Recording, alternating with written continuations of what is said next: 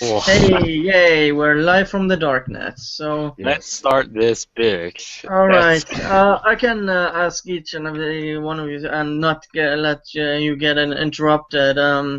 Dustin, you can go first since you were actually here yesterday.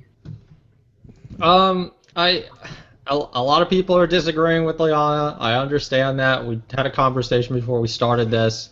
I understand that the tone changed based on dialogue that I feel unintentionally started based on the conversation afterwards. Um, she has a vendetta with Ralph. She is aware that majority of GG doesn't actually approve of Ralph. Well, not majority, but a large portion. So when she was asked the question, what can Gigi do differently? They all stated essentially, or what she stated was, stop. You need to not use Ralph as an example as an ethical journalist. And as a tabloid, I don't personally have a problem with him, but I can see that point. And it only escalated because it kept being brought up, and Adriel can vouch for me on this. We did try to push it onward. We didn't want to argue with her. We didn't want to bring up, the typical anti-GG versus GG conversation because that's not the purpose. She was the only person there that was essentially neutral besides Sushi, and unfortunately, Sushi was actually siding with her with a lot of the arguments based on what I discussed with her. So I feel like that context is needed. But personally, I'm kind of sad that we didn't get control over it yesterday. I'm ashamed that I couldn't essentially calm her down, unfortunately. And a lot of unfortunate incidents happened. It was the first time I got to meet her, and it just blew up. But I can understand why she was pissed off. Again, there's a lot of flack there, but when she brought it up, she thought she was going to get more support regarding it because, again, she has experience with a lot of people disagreeing with what he does. So, I want to get Liana's perspective in here because I don't want her to get sandbagged in this No, stream. I mean, she can, if there's anything she had an issue with, I DM'd her, I have DM'd her, and I said I never intended for her to get upset. If there was anything that was not the reason for the stream, so she said she's not gonna do any more streams, so I'm not gonna ask her to come on. No, I understand that portion. It's just I don't want this conversation on as a dick. We need to get rid of her because I mean she is trying to offer legitimate criticism to Gamergate, and I feel like we should be embracing it rather than attacking her for it. Yes, her behavior for a lot of people was not acceptable or in terms of professional, but it wasn't a professional interview, and I don't think we should treat it that way. To me, I mean, it was just something for us to ask her questions on her feedback based on her experiences and her, what's going on in her profession. Because she does have valuable feedback, and I don't think it's. I'm gonna Can I say something? attack her for you. Can I say something Okay. here? Well, I'm gonna go Oh, wait, to wait, three to every one of you, so you're gonna get your say. I want Leon to go next. Okay, Okay. thanks. The reason why I think she was being very unprofessional, and most of Gamergate would agree with me on this one. I think all of them would agree with me on this one.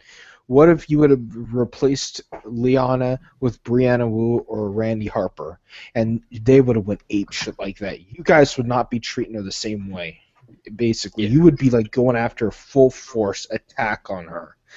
So I think we should treat them, if they go crazy like this, we should treat them like we would treat any of the anti-Gamergate. And just right after the stream, right after Liana K left and the aggro came in, Jim was his name, right? Tim. Tim, okay, Tim. He was very calm. He was very kind, and he waited patiently while we were ranting about Liana when we jumped in the stream.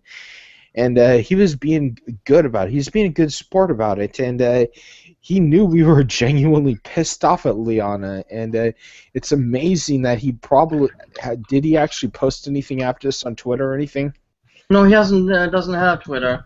I'm just amazed that that this isn't blowing up on the anti-Gamergate side, saying that Gamergate's harassing another woman, and because the whole Liana fight that went on. Because I'm just very glad. But what I'm thinking is we should treat Liana like we would treat anyone who went ape shit on our stream. I mean, if anyone acted like that on the stream, we should treat him the same way we would treat the antis.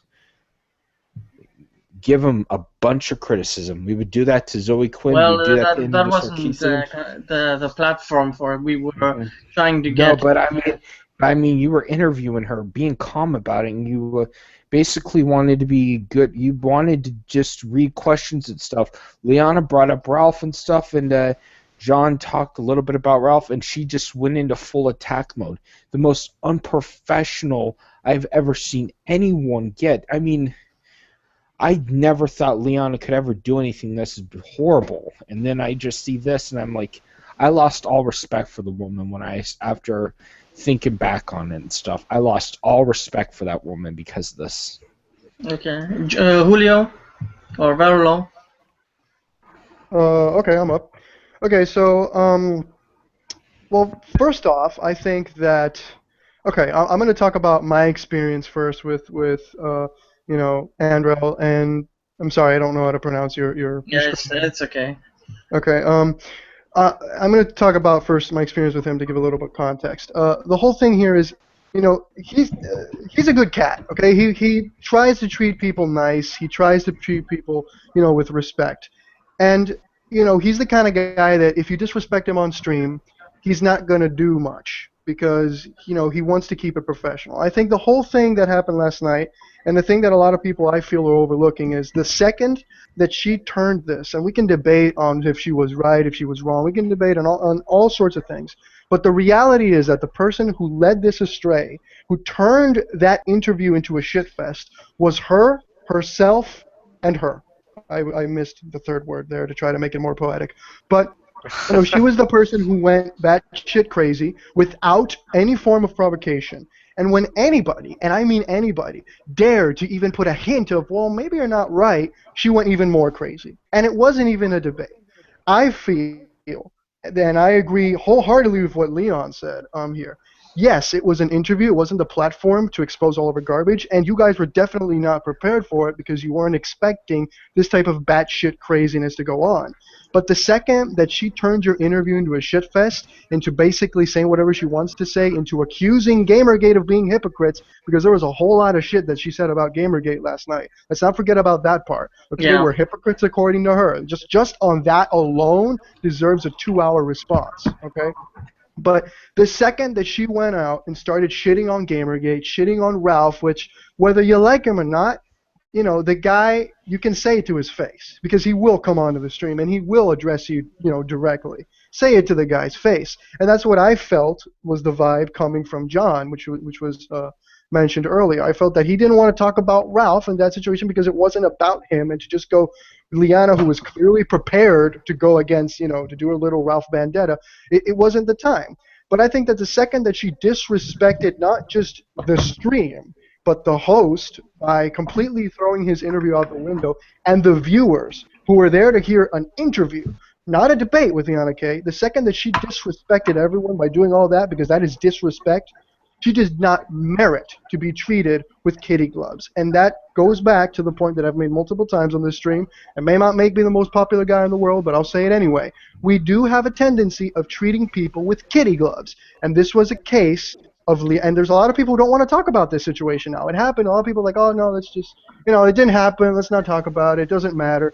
It's selective targeting. And it bothers me for the simple fact that we can't treat people with kitty gloves, okay? She went out and she fucked up big time. She needs to be told she fucked up big time. We can't just allow that, all those claims about Gamergate happening, and just, well, let's not deal with Liana. No, that's not acceptable. Okay, she messed up. She was flat out wrong. And Sushi, who I believe is one of, I personally believe that the entire neutral stance on Gamergate is bullshit. I've said this before publicly. The only two people I give a pass on that is Boogie and Sushi. Okay, and just because I give Sushi a pass on that does not mean that she was right yesterday, even if she was agreeing and wasn't really agreeing. If you listen to the stream, she was kind of, understanding Rihanna's point. But even she said, I haven't had a problem with Ralph, and I haven't really, nothing's really happened with Ralph. I don't care who sided with Liana. I don't care who says it. If you go out and you spread nonsense, you need to get, corrected. I don't care who it is. So that's my stance. I think we're treating her with kitty gloves, and she deserves to get slapped around for what she said and what she did. And it was disrespectful to you, to the stream, and the audience. Well, the stream stands by itself. People can go after me if I handle it if I handle it wrong. But my stance on it, I was treating it the same kind of courtesy that I showed TechRaptor, and we asked him a lot of tough questions, but he answered them and kept calm during the whole thing, and that's what I kind of expected going into this. So I'm going to give Frost the word. Hello, can you guys hear me? Yeah. Yeah. Alright, so my whole viewpoint on this whole Liana K thing and everything that happened is I can't really criticize you too much for your viewpoint on things about letting her speak and being polite and stuff like that. I mean, that's fine. I have nothing against that. But when somebody gets belligerent on your stream and starts to derail what you had set plans for and time aside for, and not only derails your stream, attacks the audience, and then spouts off all these assertions that have been unverified, at that point, I think you should have stopped her and gotten the stream back on track. I think when I was listening to that, at that point, it was kind of just a little bit too much, and I do realize that it's your stream and it's your rules, but if you had a plan, you're going to have to stick to that plan, whether or not the guest agrees to what your plan is. She agreed to the interview, and the whole entire reason you had her on here is to ask her questions. Her coming on here rambling is not answering questions. And if that is the reason that you had her on your stream, then why the fuck is she here if she's not doing that? But that's just my take on the whole entire thing.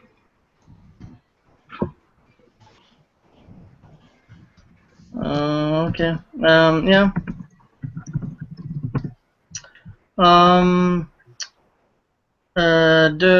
Does X? Hello. Yeah, so I haven't seen the stream. I tend to download them and then turn them into MP3 so I can listen to them whilst I'm pottering about on the weekend. So, especially when you're up with 7-hour streams, can't sit in front of a computer all day, get bad legs. But as I say, I haven't seen it. But from what everyone else has said, I would say if someone's behaving poorly, right? You don't need to go after them or something like that. Julio, We shouldn't go after Liana K in any way. I think that would be unfair to her. Just she said her piece. If she disagrees with that, it's fine. She said her piece. I disagreed with the way she handled things, but what's done is done. I mean, she doesn't want to come on streams anymore, and that's her. Go on.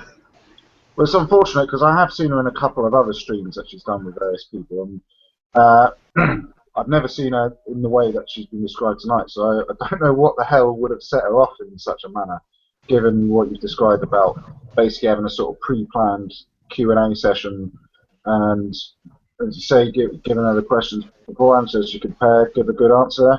You'd hope it would be a good exchange of information. That seems to be possibly what people are quite upset about. The fact that it should have been mostly about a rational, calm dialogue, and somehow it turned into a shitfest, as it's been described. That, like I say, I'll listen to it later when I get a chance, and yeah, what else do you say? If people can only look bad if they behave. You don't need to. You don't need to sort of bang it on the head, so to speak. If people fuck up in that way and they look bad, I know I can be quite emotional myself and get into just complete irrational rages about all kinds of various things, and my co-workers can tell you about that. But that's another story. It's best to. I mean, if she acknowledges it, and she might do, she might not. You never know. But I think it's, as you say, you said your piece. You've just got to move on, do what you're doing, try to keep it civil with the people coming on, and yeah, I can definitely see where people have a problem with Ralph. Personally, myself, I try to keep everything light and have a bit of levity about things. Don't take anything too seriously. You just get yourself a stomach ulcer, and nobody wants that. So keep relaxed. You're going to be passionate at times because this is definitely a random group of people with all kinds of backgrounds who are going to have passionate moments, so to speak. So I would never be surprised about that. Hopefully, cooler heads prevail in the end. But there you go. Sometimes these things are going to happen. So, like I say, I don't know what set her off, but I'll take a careful look at it and I'll do my armchair psychologist thing and I'll find out how the Illuminati arranged this. Okay, Brian. Sure. Hopefully this won't take too long because I think I spawned a large amount of the drama, and for that, that's my mistake. Okay. So I was supposed to be on the stream last night. I had been correctly badgered by the Androdel for not attending streams in a little while, which is my mistake. Well, yeah. Well, I used to live in Mexico, and I've recently moved back near London, and as a consequence, I have a job I need to get up at, so if streams start on 12 p.m., I go to sleep. And I asked a few times when the stream would come on, because actually, before the stream, I actually quite liked Leanna Kay. I actually even like Ralph. I have no problem with Ralph. I know they have a dispute. I don't fucking stick my nose in. Okay, personal problem they have. Today I went and actually looked at the thing that Ralph wrote, which I think is a very bad article about Leanna Kay, and I don't think it's appropriate. I think it's a really crap article, and I think Ralph should apologise for that. Anyway, that's besides the point. So I was supposed to be on the stream. The reason is that whenever there's a controversial thing, usually what the Androdel does is he has either myself or Kermit or someone with a lot of firepower on the stream in case things get out of hand. He requires a calm, constructive, maybe not, voice. I don't know. Unfortunately, I didn't get on the stream. And I sat at my desk this morning in the office while all the GDC shit was going down, and I listened to the stream background. And I listened, and I heard a lot of talk from Leanna about issues such as, oh, but this was unclear, it was a conflict of interest or not, oh, that just wasn't the standard, and it all just seemed a bunch of bullshit and apologising for the way that game journalists have behaved. And also I remember that Leanna has, in all fairness, been a frequent flip-flopper on the issue of Gamergate. She's in and out every week. I like it this week, I dislike it the next. So she, a few hours after the stream ended, went out and made this tweet about uninstalling Psychonauts. I said, well, you're shitposting in Gamergate on livestream a few moments before. You're probably the flippiest flip-flopper apologist of them all, which is a bit of a harsh tweet. And because I was cross, and I should have perhaps behaved rather better than that. I wasn't even aware at the time of most of the drama that occurred in the stream because I was still listening to the stream. About 6 hours later, Leanna replied to my tweet saying that I was using the Gamergate tag to dogpile her. The post which I had posted had 2 favourites on it. That shows you my capability to dogpile using the Gamergate tag. i.e. Sweet Fanny Adams. To which I responded, 2 favourites and you call it a dog pile, get a grip. Which triggered a very large argument, in which several people who I do respect from Gamergate and several people I don't. For example, I really respect Cyborg Wolf, who just tweets "Not Your Shield," says she's just criticising us. That's what we're fighting for. Luchadors, she doesn't flip flop. The Blocktacular CFGX, really, she mentioned more positive changes than negative. Okay. VCR blog, Jim, please stop. Liana cite her opinion. That's fine. I didn't disagree with any of those points. They're all opinions, and this is my opinion.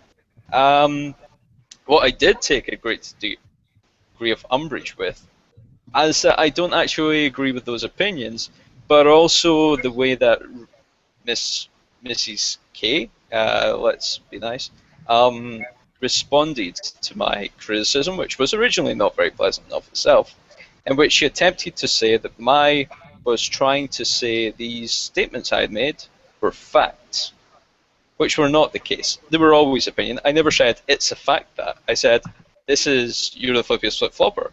I didn't say this is a fact. I didn't take out a fucking ruler and scientifically measure my sentiment or anyone else's. That's ridiculous. So we ended up in a bit of a barney.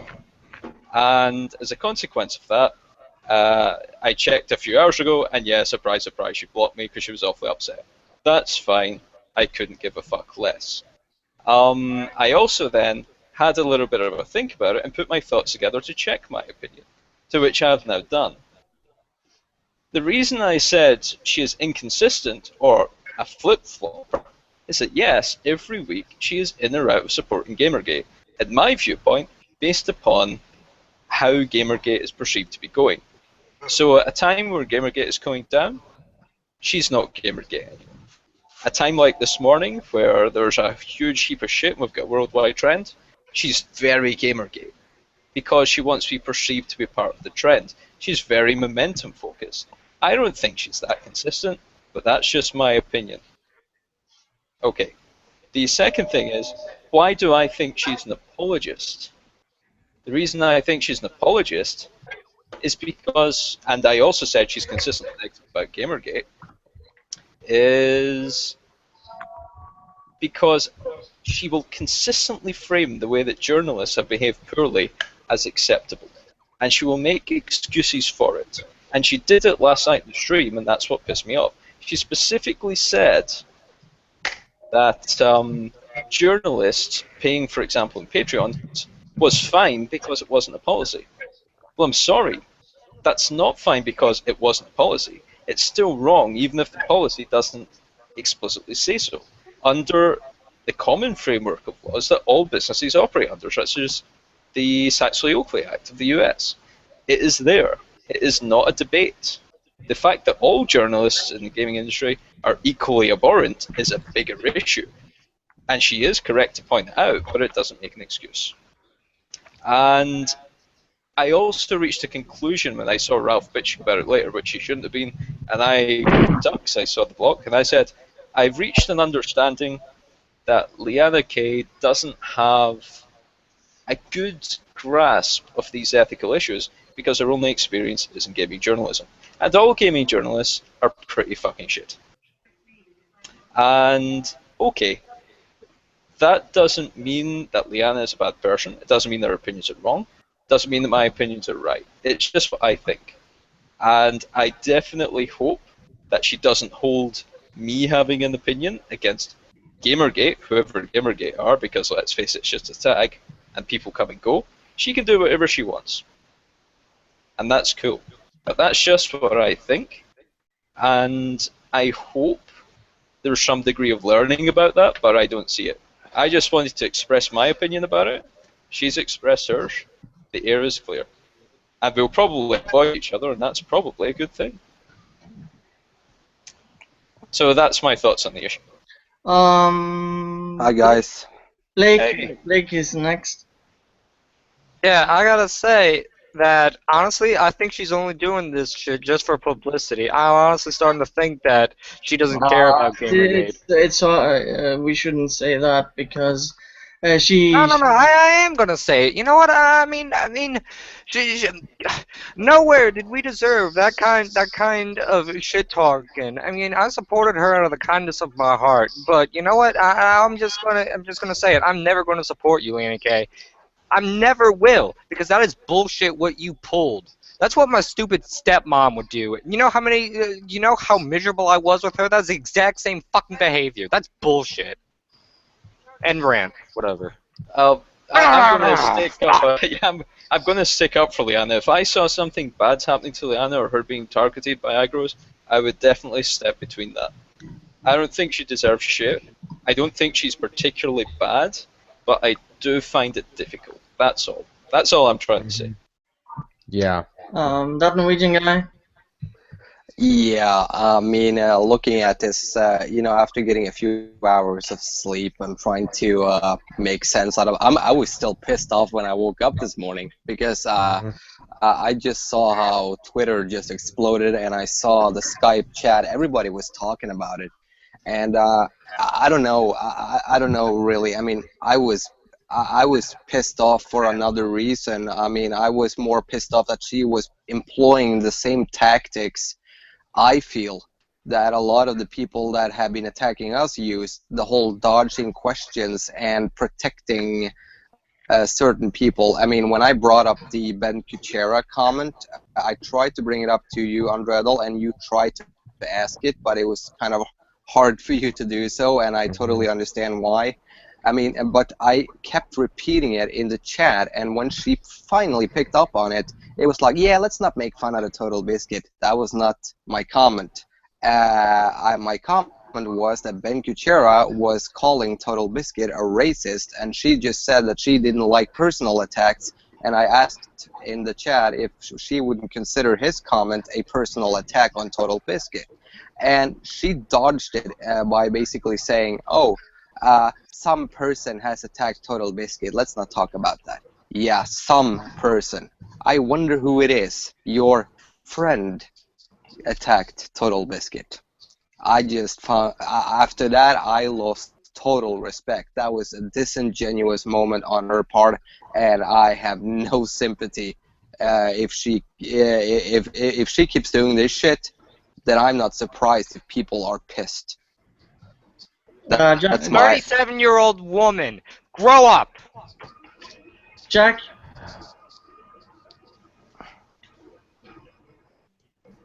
Are you there? I'm not scared him off. I'm not bad. Jack. Hang on. Well, Hit the road, Jack. Don't you come back. No more, no more, no more, no more. Okay. After you guys are done with these things, can I say something then? yeah. Well, until Jack comes on. Before the stream, I sent her all the questions before. Well, the rough sketches of how the stream would go, and I said how I did the Tech Raptor interview, and that people would probably be in there with me, and if that would be fine with her, and so she knew that people were going to be in there with me. Oh man, he dropped. He's probably gonna come back in. So she knew everything beforehand. If she has any issues that I was any way unprofessional to her, or I didn't let her talk, which I don't think I did. I never interrupted her. I tried to move things on, as did Dustin. We didn't want to upset her in any way. We wanted to get her perspective of things. Some things she said were very valid criticisms of stuff, and I said I agreed with some stuff that she mentioned. Well, one point that she did make, and I partially agree with that, because there is the possibility, but it was the way she put it, which made, I mean, she was she became very condescending from that point on, and that was when she basically said, "Oh, you who keep theorizing about the Game Journal's pros list. She said, "Oh, they're all good guys, and this is just a massive coincidence." Yeah, it might be, but it's likely not when you look at it. So it's like, yeah, I will accept the premise that it can be a coincidence. Of course it is, but she made a full-fledged defense of every reporter that we tried to bring up, and I was like, okay, yeah, I will give you the premise. That was my initial thought. But you know, it was basically the whole thing. Basically, we are still talking about this because this happened on Andrea Doll's stream, and a lot of us here are regulars, but there was one massive thing that happened, also happened yesterday, that sort of drew a lot of attention from this, and it happened while the stream was ongoing after Liana left, and that was the whole Tim Schafer sock puppet thing. That really drew a lot of attention away from this whole issue. I mean, in hindsight, I will say this, Liana K, she's not a bad person. I just found her to be very disingenuous and very hostile yesterday, and I think most of us can agree on that point. I just don't feel and the whole thing about losing control. A lot of people accuse Andrea Doll of losing control of the stream. He did not expect this at all. I don't think any of us expected this. This was not meant to be a debate. This was meant to be an interview. But I will say, for the record, that next time you bring on a person, Andrea Doll, it should have just been you and her and no one else. Mm-hmm. That's what I thought you were going to do. You would have controlled the conversation, and instead of letting other people, because I heard you on the stream, you were trying your very hardest to control the conversation, but the other people on the stream took control. And not just Liana. Liana was not the only one who was directing the conversation the other way around. There were a lot of other people who wanted to... Well, the thing was that I don't think anyone controlled the conversation. It was I tried to ask general questions, and the other ones, if I didn't ask good follow-up questions, they were going to, and I put Sushi Lulu here as a neutral to not feel that she was going to be dogpiled by us. And Lion. She wasn't dogpiled. She wasn't dogpiled at all. Lion, me, Dustin, and John were supposed to just ask nothing more. The topic of if you believe I feel really bad for you guys. I feel really bad for a lot of people here. I even feel bad for Sushi, even though how she's acting right now, I don't quite agree with. But I do feel bad for her because she was thrown in this impossible situation where she felt like she had to defend Liana, and how what I just recently saw in the chat, she just left. She doesn't want to be a part of these streams anymore. I feel really bad. I mean, I like Sushi. She's a good person and stuff, but let me tell you something, Sushi, if you are listening to this. Liana, she broke it. She broke it off. This was supposed to be an interview. This was just supposed to be an interview, and that's all it was an interview, not a fight. We didn't want to fight. None of us did. That's why Andrea Doll kept me out of it. That's why he kept the Norwegian guy out of it. That's why I only had John...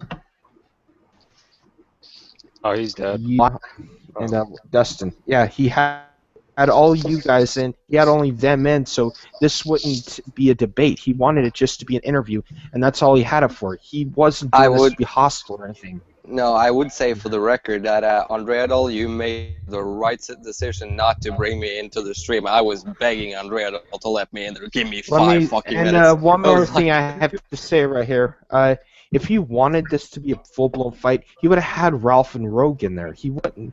This wasn't a fight. He kept all the crazy people out, and John was being calm the whole time. So was everybody. Even you were, Sushi, even though you're trying to defend it, Liana. And I feel bad that you had to be in that kind of a position. No one should be felt like they have to do that kind of thing. No one should. I'm not trying to be aggravating here. I think Liana was unprofessional in how she handled herself during this interview. This is just criticism. This is not harassment. This is not us hating on Leona at all. I don't hate her at all. I even said you did a good job during the stream. I tweeted it to her. I feel bad for her that she thinks that she's being attacked. I'm being nice. I'm trying to be the peacekeeper here, okay? All right, now go ahead. Jack, are you here? Yeah, can you hear me? Yeah, Okay. we can hear you, Jack. Okay. I was here for the stream, and I will admit right up front, I had been having an incredibly rough day. I went to therapy in the morning, and that's never easy. And I went to group therapy after that, and then I came home, and, you know, the toddler was acting up. She's been acting up for a week because she's 2 and growing. You know, she gets the whiny phases and the I'm full of energy phases. So I was in a pissy mood. And I went off over her gamer comment about tabletop games and gamers in general, because I felt like it was just perpetuating the same shit that the mass media produces. You know, she's talking about how players use everything but intelligence for a dump stat. It's like, I routinely made 260s on my PT score. You know, I ran marathons. I participated in combat cross country, where you carry your full combat load for a 20-mile run with events every 2 to 3 miles, like crossing a river. And to have her say that, you know, we're all these weak, pathetic, sickly, pale from never going out nerds that just sit around and giggle with pocket protectors and tape on our glasses is goddamn offensive. But I should have let it go, because that's exactly what I should expect from the reporter. That's exactly what I should respect.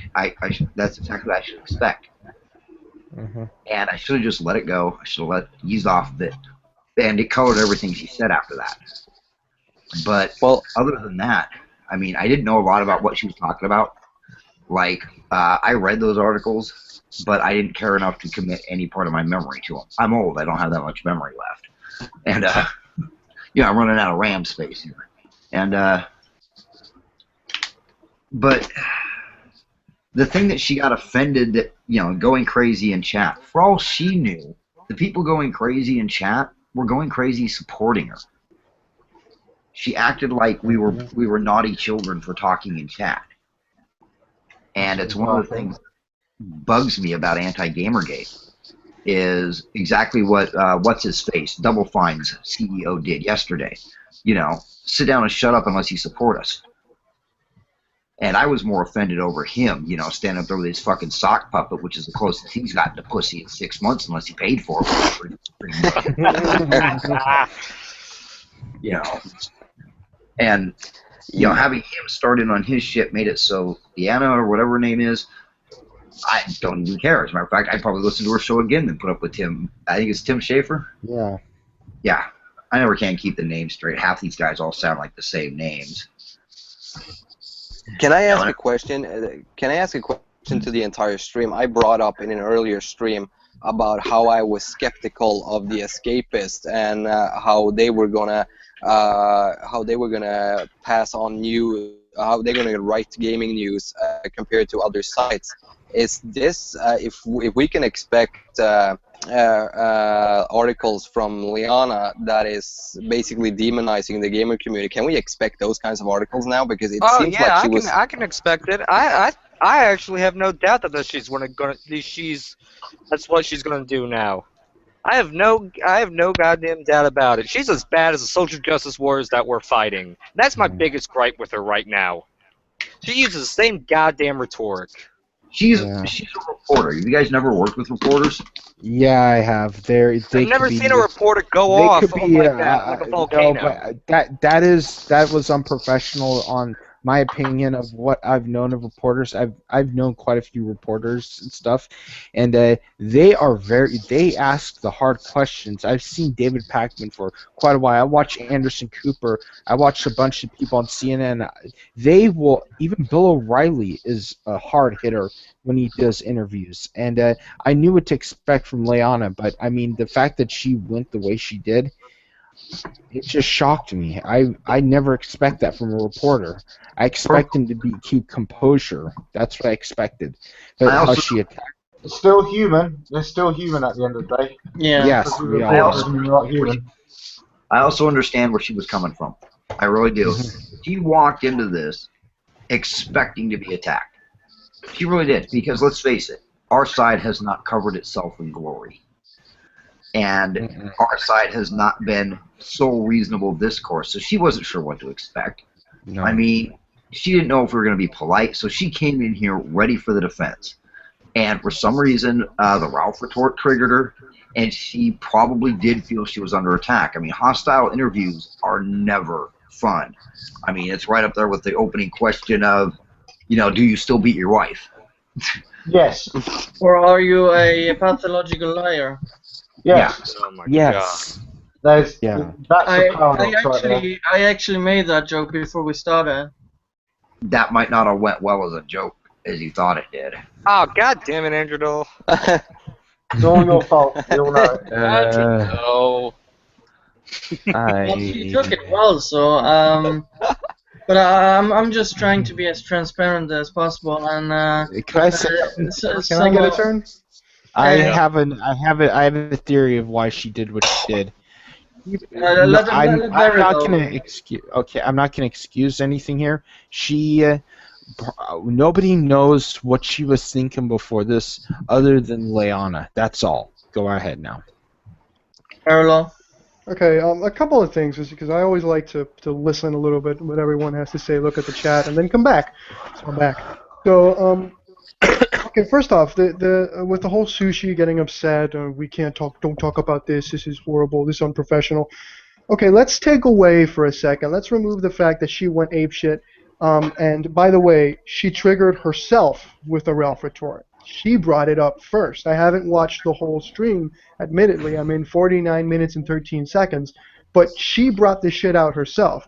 And I don't think that she merits the excuse of, and I'm not attacking you, by the way, Jack. I don't want you to construe it in such a way. But she doesn't get an excuse of, oh, she didn't know what she was getting herself into.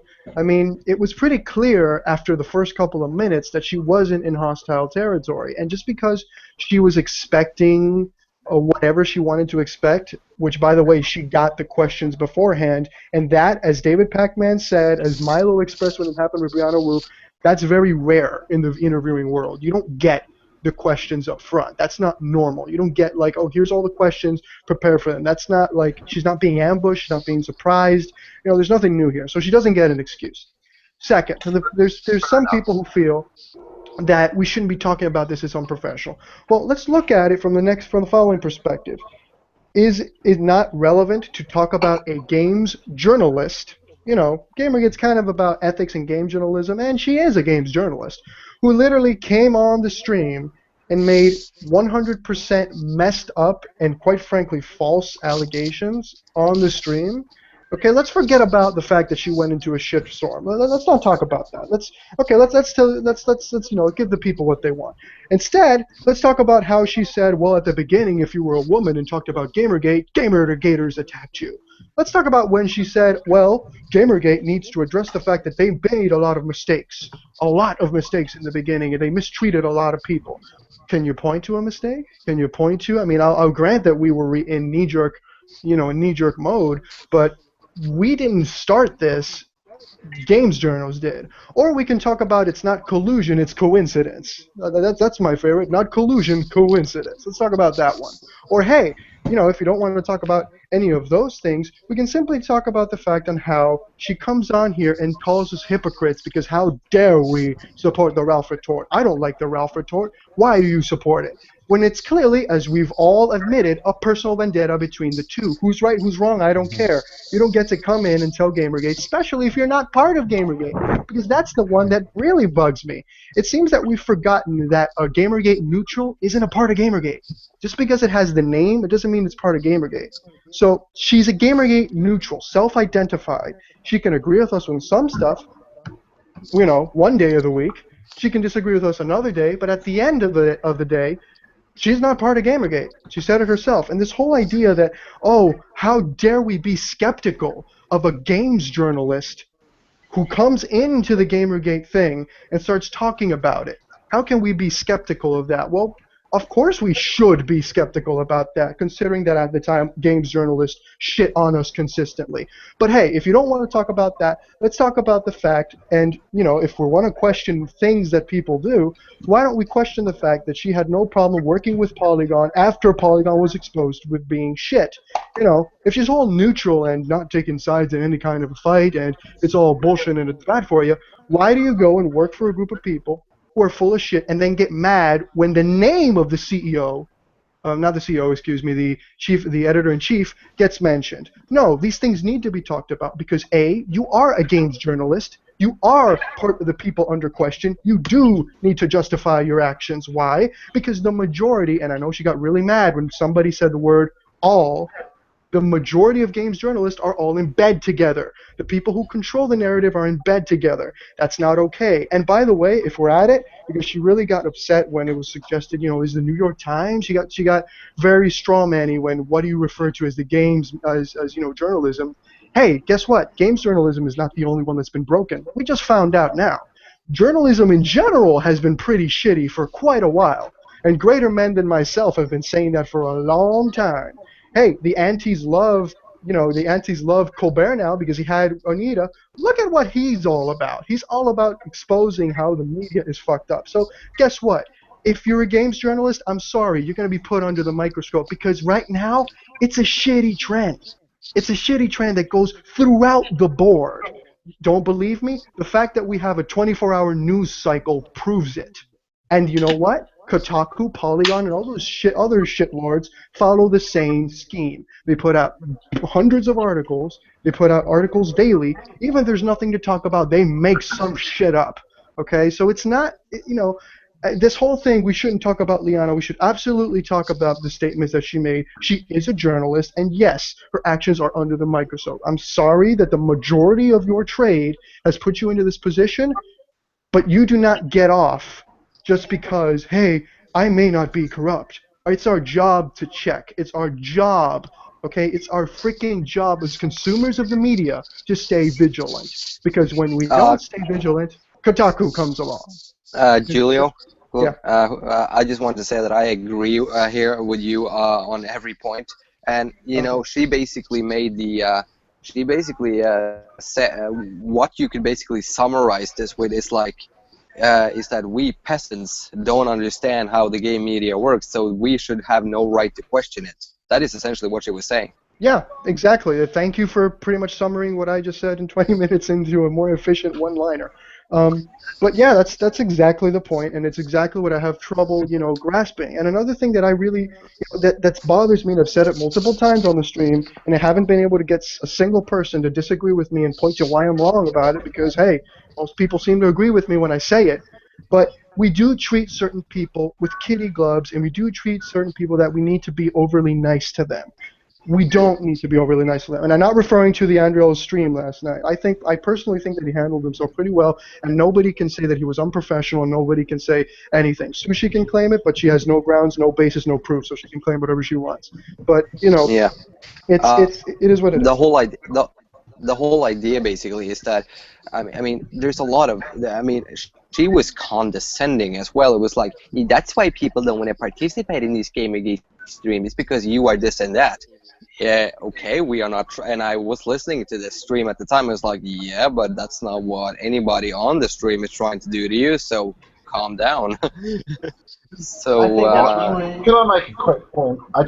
On the term neutral, which is, there is a difference between neutral and agnostic, or just basically, there's a difference between people who just don't care about Gamergate in one way or another. If you're Gamergate neutral, it basically says you do care about what's going on in this whole thing, whether or not you say, oh, I'm anti it or pro it. You can't pretend that you've got no involvement. That sounds like it's a sort of have your cake and eat it argument to me. That's a fantastic point, and it's my main complaint on the whole neutral mentality. There's a big difference in I don't give a shit. Okay. I'm a neutral, but I am sympathetic towards Gamergate. How's that? Okay. I think that says a little bit more than just saying I'm you're neutral. completely neutral. It's like the only person that can actually remain completely neutral and not agree with either side is a person that isn't involved in it or a person that doesn't know about it in any But way. I have a And that's legitimate question for all. I'm sorry to cut in, Jack. I'll butt out in a second. I just want to throw out a question for all the alleged 100% neutrals, and this is not this is not towards you. I can't pronounce your name, but you know who I'm talking about.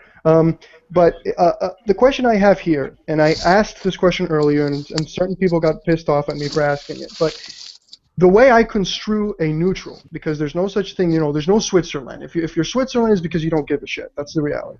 But if you say that you're neutral, that you want to stand right in the middle, does that not mean that you see positive things in Gamergate and things that you disagree with in Gamergate, and also see positive things in anti-Gamergate and things that you disagree with?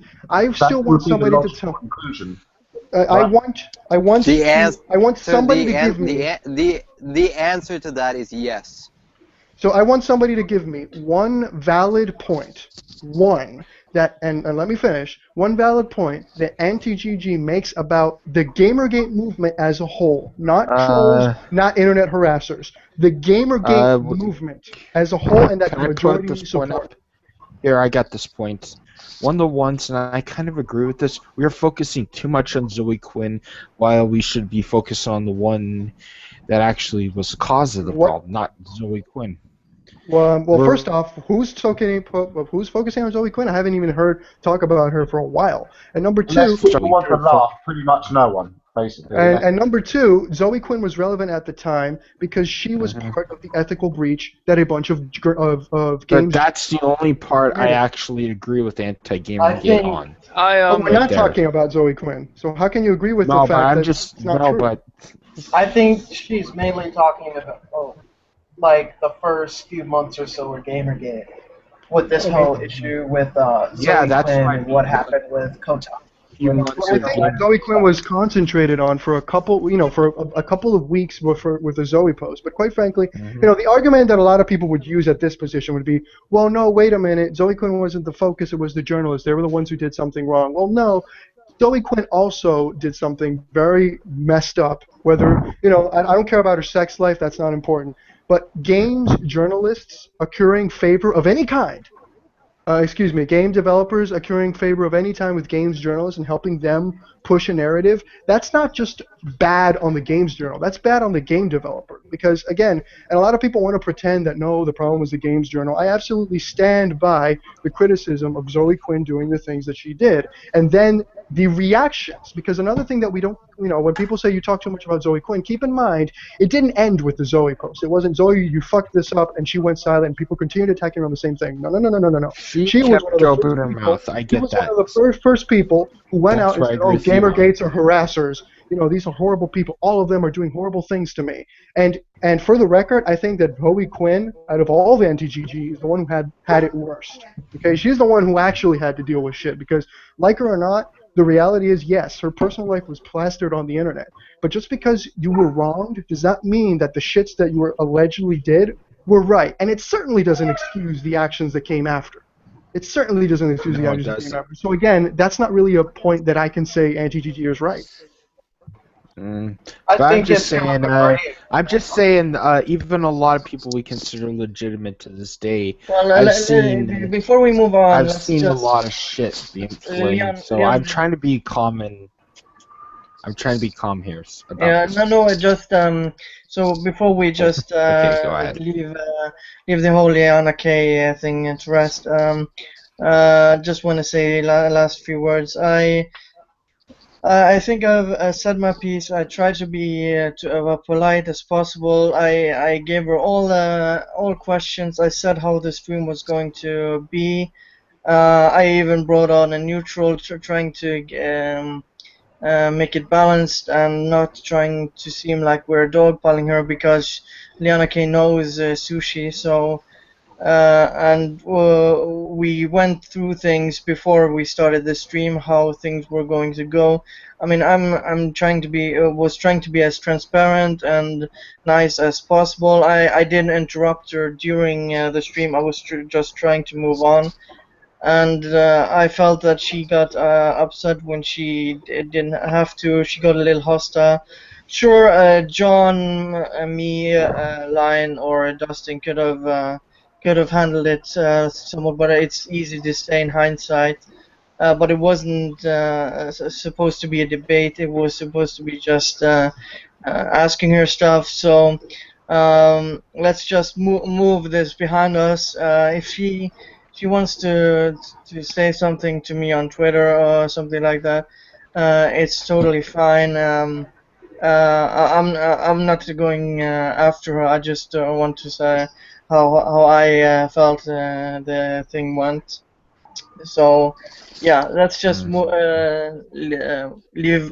beyond this and talk Now about let's rip Tim Schafer apart. Yes. Oh my Okay, God.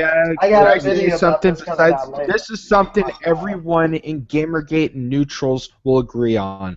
Tim Schafer is an asshole. Fuck you, Tim on the final, Schafer. Fuck you. Sorry, could I just make one point, which is I would like to say, like, basically anyone can make a mistake, anyone can be an arsehole, people change. I would never say, I mean, literally anyone, right? Even the people who have been terribly nasty. I mean, people can. It's very difficult for people psychologically to admit to doing something wrong. So people can be. I mean, I know from personal experiences, like you hold grudges and do all this kind of shit. And maybe one day you come along and you realise, actually, no, I was being a complete arsehole. Ask for forgiveness and say, you know what, I acknowledge I was a dick. If you can't move past that, that's fine. I'll understand that, but there's always a chance people can acknowledge they've done something wrong, done something stupid, and you say, right, okay, well, if we can have a discussion like adults again, that would be a thing. So I just put that out there. Never write anyone off unless they're completely crazy, which I don't think applies in this case. We're not talking about complete loons, unlike possibly Tim Schafer, which we're moving on to next. Well, Alpha, what were you addressing the whole thing yesterday? Or Tim Schafer? Yes, the whole Liana K sushi thing. Or anyone else really. Even some of the sort of hardcore aggros, especially after there was the Brianna Wu incident where she reached out to someone, and then they went fucking crazy, eating their own, as it were. So that was quite funny. It was pretty hilarious how calm the interview with the aggro was afterwards. I liked that interview. Well, that was more of a debate, which which was calmer, which was weird. And the one thing I liked about that debate was he was really nice. He was really genuine, sincere, and stuff. And when he made a mistake, he admitted to it. That was shocking. I've never seen an aggro do that before. That's like a first for me, and I call it a miracle.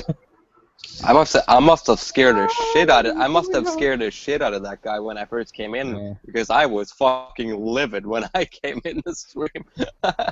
Which is kind of my whole issue with a lot of the aggros. So, you can't just generalize a whole entire group based off the actions of a few people or a single person. It can certainly be. People are like that in general. What's really passionate about things, and they can be very irrational. So shouldn't be surprising about anyone, right? And I realize that people can be logical when it comes down to things they're passionate about. I mean, I can get that way sometimes myself. But at the same time, when somebody calls you on your irrationality and they're pointing out things that the reality of the situation that contradicts what you think, and you sit there and get self-righteous with the person who's pointing it out, what you're basically doing is denial. And it's really fucking pissing me off with this whole entire thing about not your shield. Is there was an incident earlier on Twitter where somebody posted a picture to Tim Schafer and he fucking blocked the person like 5 minutes later, and it's like, really? I mean, People are telling you that they're not sock puppets, and you're gonna sit up there and block them. I think he hit the block list. It seems very. I've been on this internet business for a while, and I've done those debates with various Christians and that. And to me, it looks very religious. People don't like to be contradicted. It's a very hard thing to deal with. Mexico, and I've recently moved back to New London. That's I have a job I need to get up at, so if streams start on 12 a.m., I go to sleep. And I asked a few times when the stream would come on, because actually before the stream, I actually quite.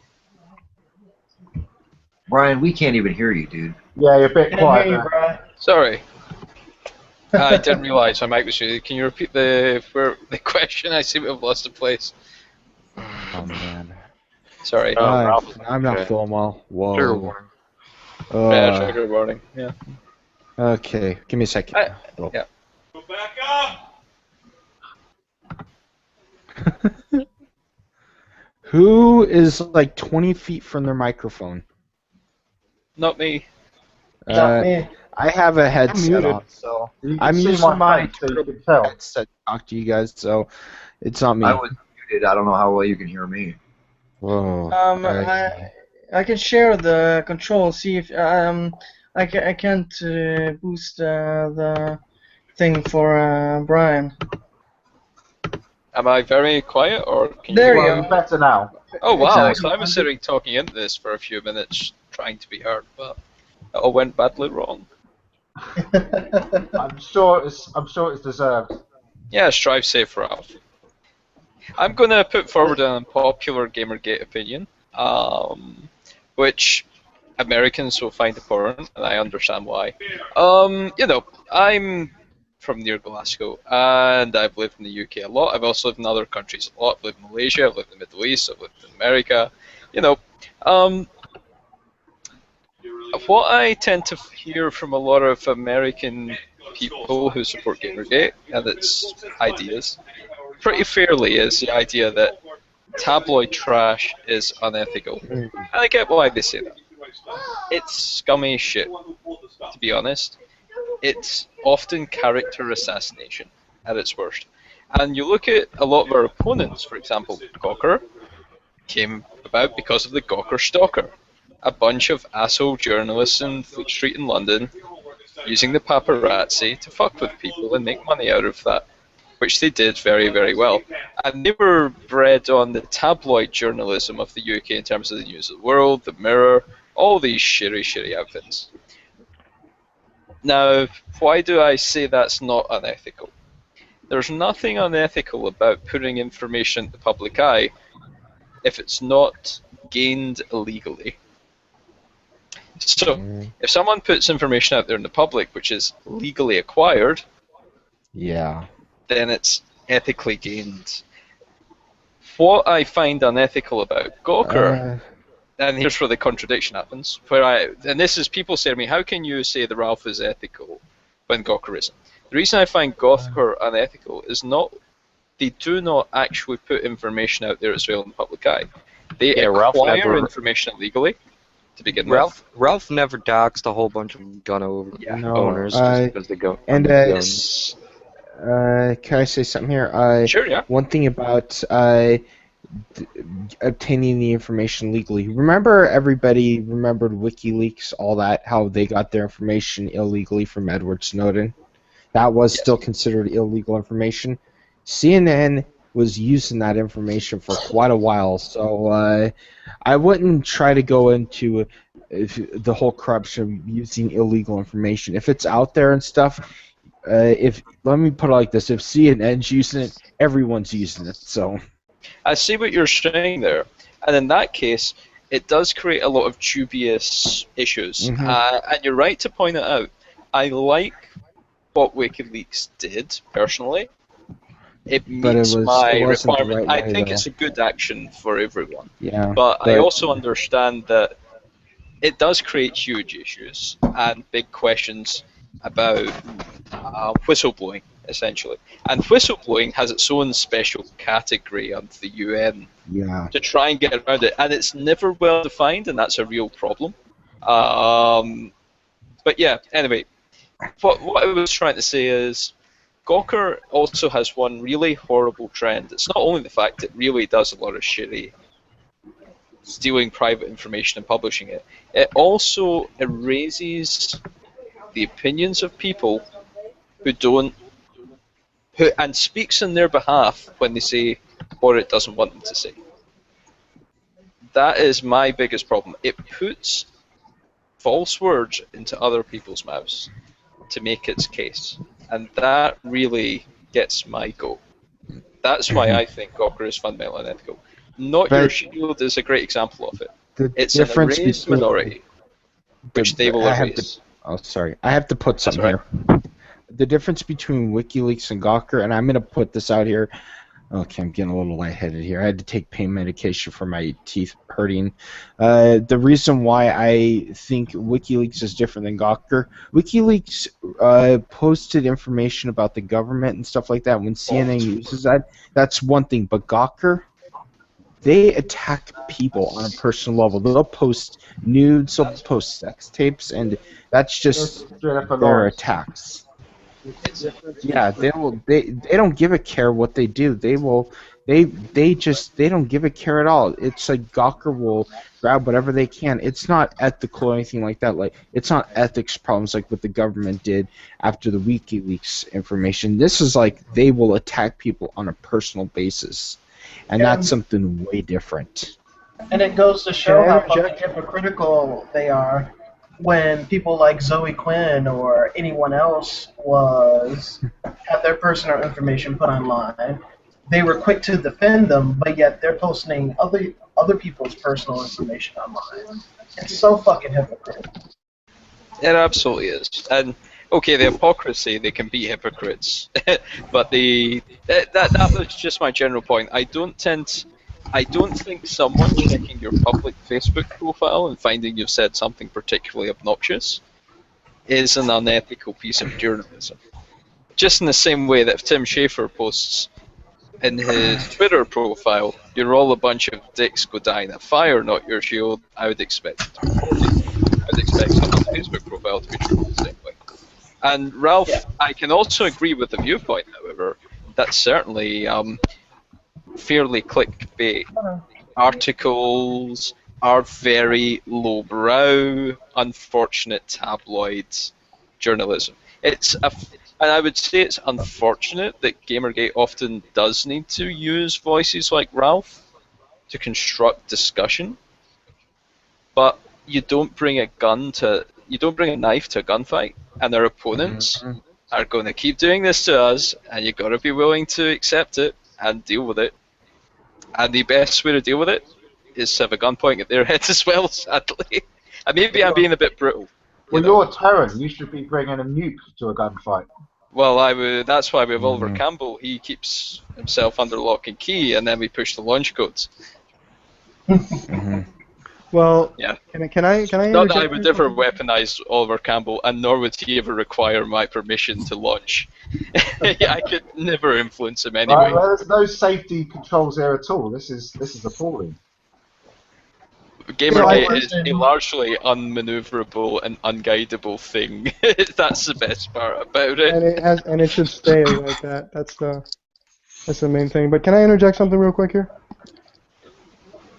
Yep, my point. What you're talking about is actually not this, but Linus between you. So real quick, I think the problem with Gawker, first of all, when it comes to Ralph, I personally enjoy his content, and I personally enjoy, reading him.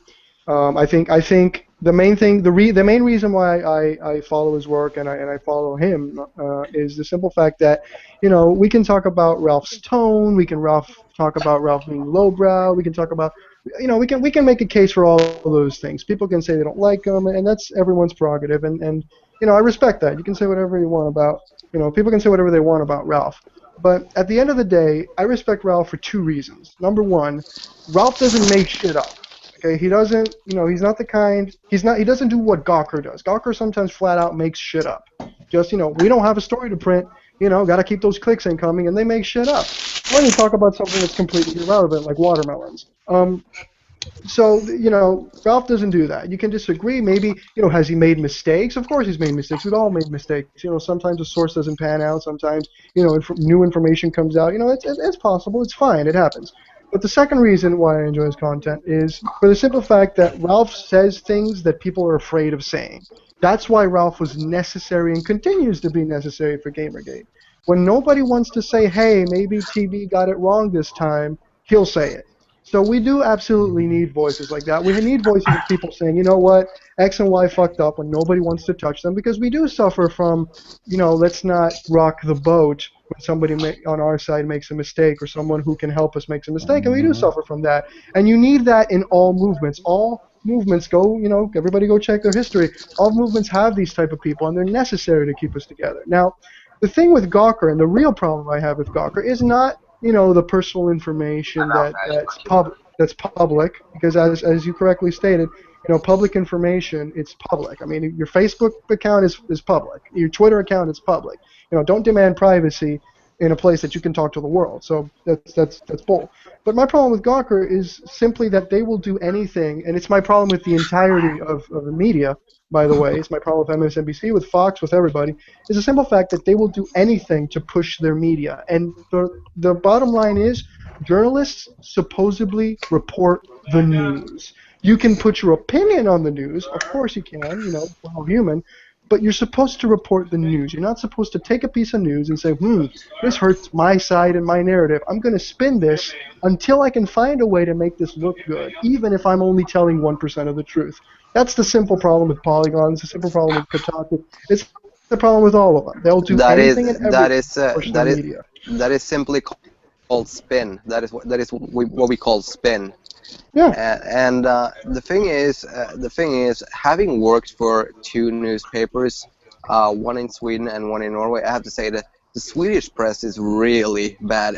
Really bad. When it comes to, they are really at the far left. Well, I've heard a lot about it's a how global Sweden phenomenon, is basically man. This isn't feminist new. as shit. So, I mean, you've probably got a lot of that, right?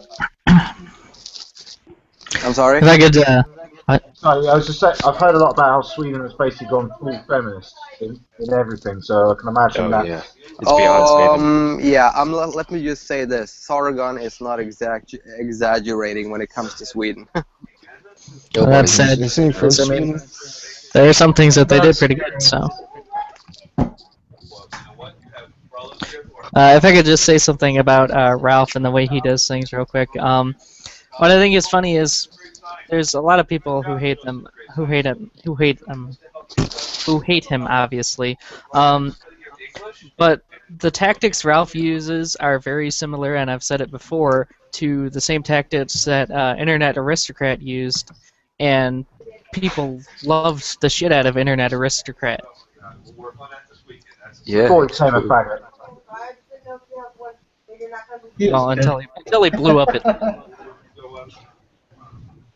So.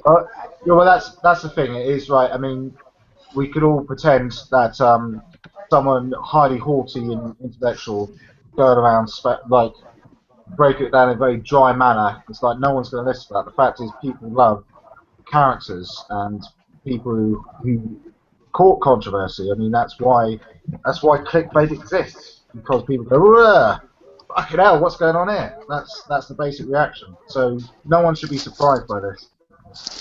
Yeah.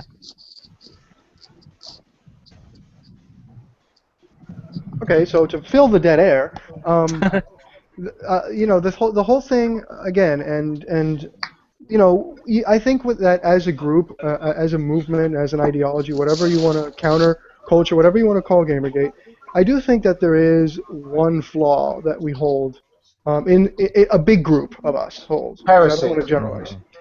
Heresy, yes. How dare you speak ill of the G?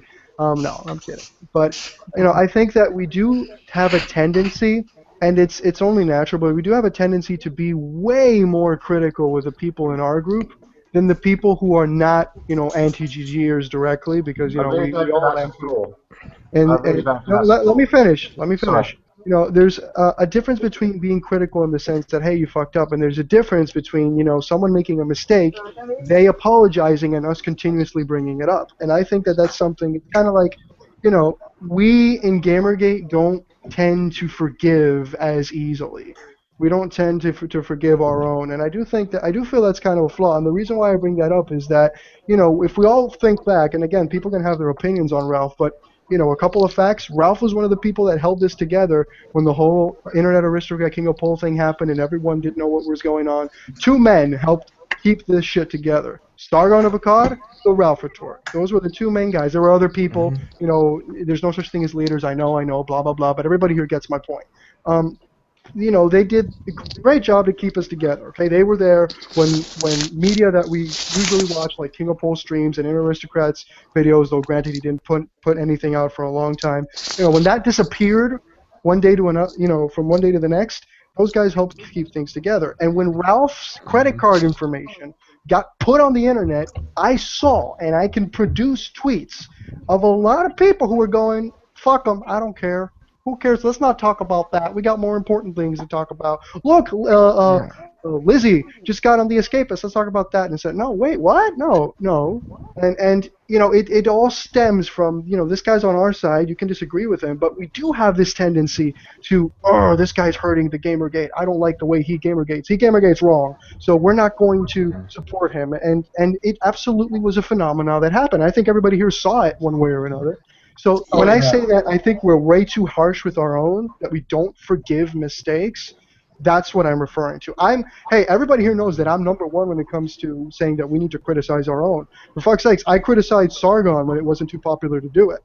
So don't get me wrong. Everybody needs criticism, and it helps us, you know, keep ourselves in check.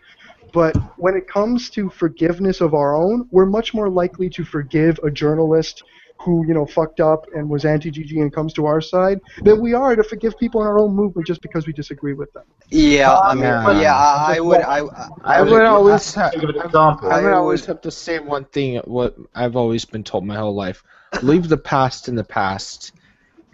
Yes, you might have problems with somebody in the past, but you know what? They might come around and change. So, the fact that I sometimes agree with Ralph, and I sometimes disagree with Ralph. But you know what? One thing I know about the Ralph Retort, I never take his article. I read his articles and stuff, and it gets me thinking, is that actually true? And then I go under the tweets and stuff, look it up and stuff, and do my own research, and I find out then, yeah, it actually is true. So I actually do my own investigating thanks to Ralph. He points me in the direction I want to go. Yeah. I just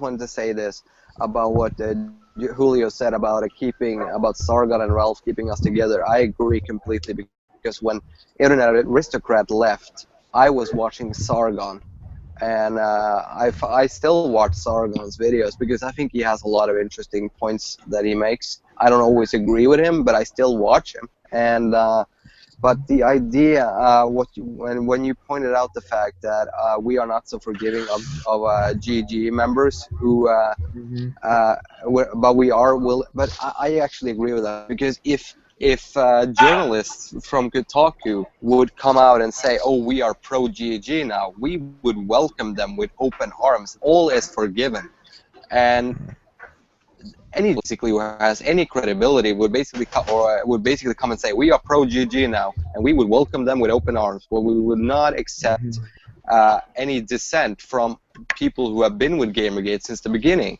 And I agree with Julio. This is something that has happened many times.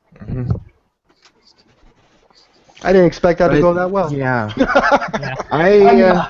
But you know what? When I see, when I was looking on the thing and stuff, and how people are not wanting to come on these live streams anymore because of what happened yesterday, I see this all the time. I see people get so mad at others, and they let the personal emotions get ahead of them and stuff, and we are all guilty of this today. I mean, yes, I said I lost all respect for Lyanna. That's not true. I have not lost all respect for the woman. I've lost quite a bit of respect for her because of how she acted yesterday, but I still hold some sort of respect for her for all the years of of experience she has. I still hold respect for her, and that goes with Ralph. I hold some respect for him because he's pointed me in directions when it comes to Gamergate.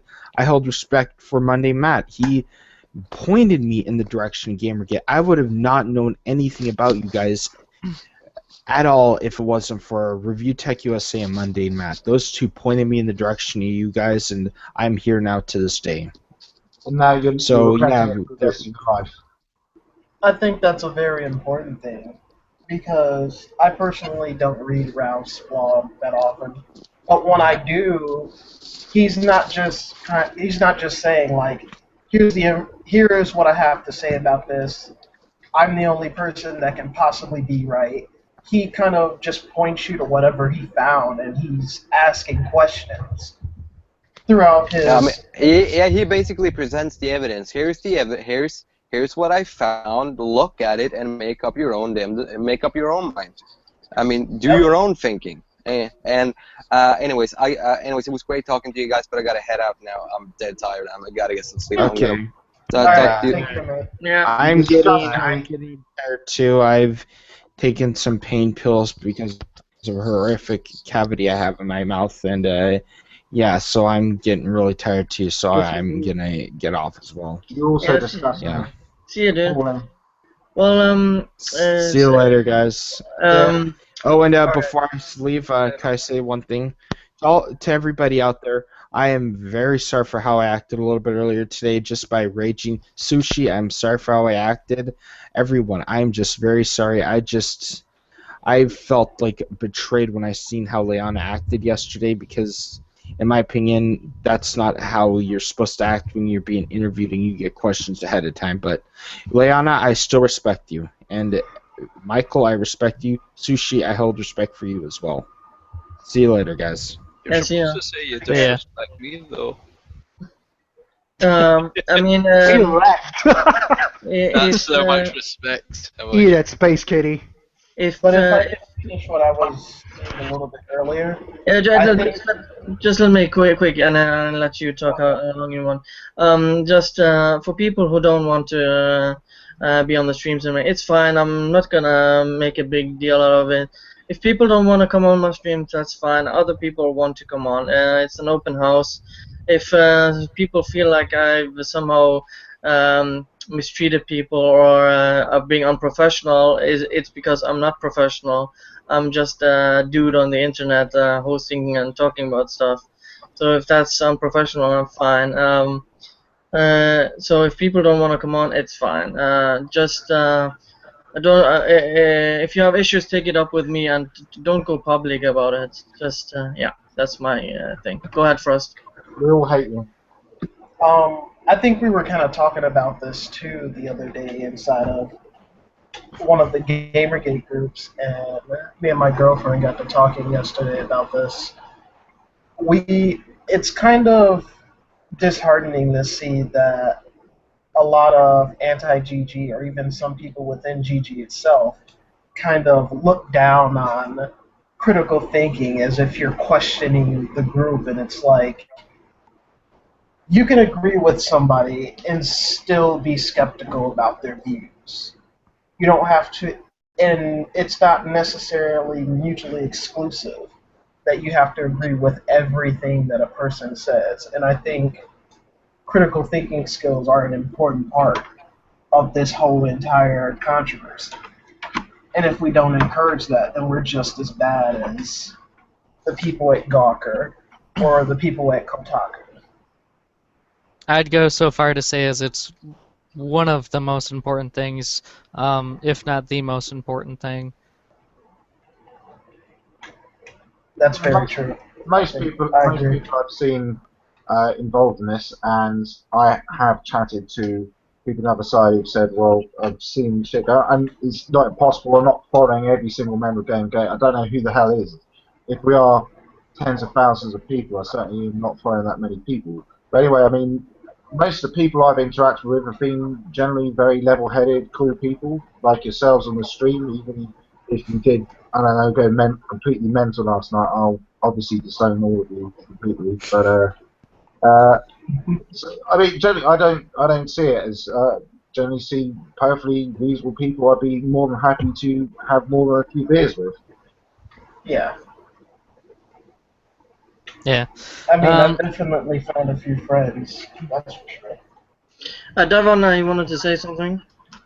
Yeah, but yeah, it's just critical thinking is definitely very important, and it goes along with the whole theme of that we need to criticize our own as well as the opposition. And some of us here are probably a little bit more used to criticizing our own than others. Shots have been fired. Were shots fired? Well, I'm Yeah, just wondering shots were fired. if anyone's got any anecdotes on that sort of thing.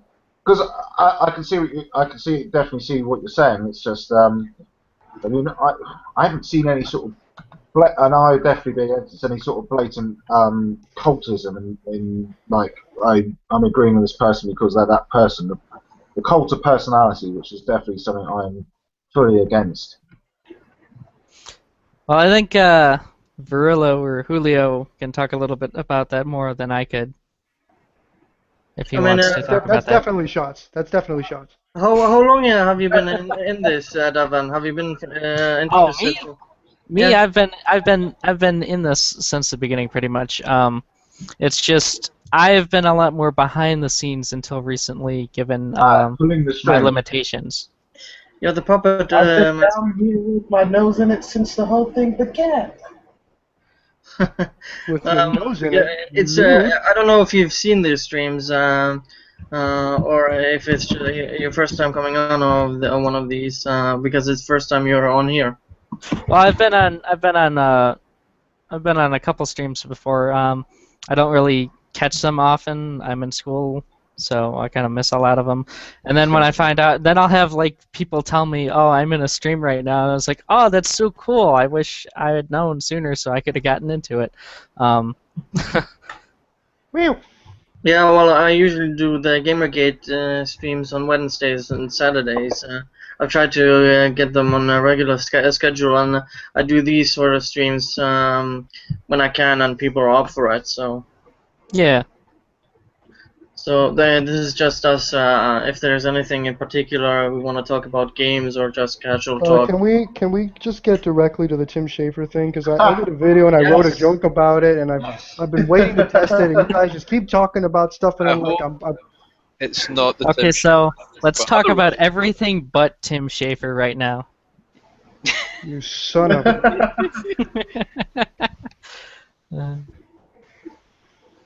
Go you suggest a topic, and I'll just talk about Tim Schafer. So,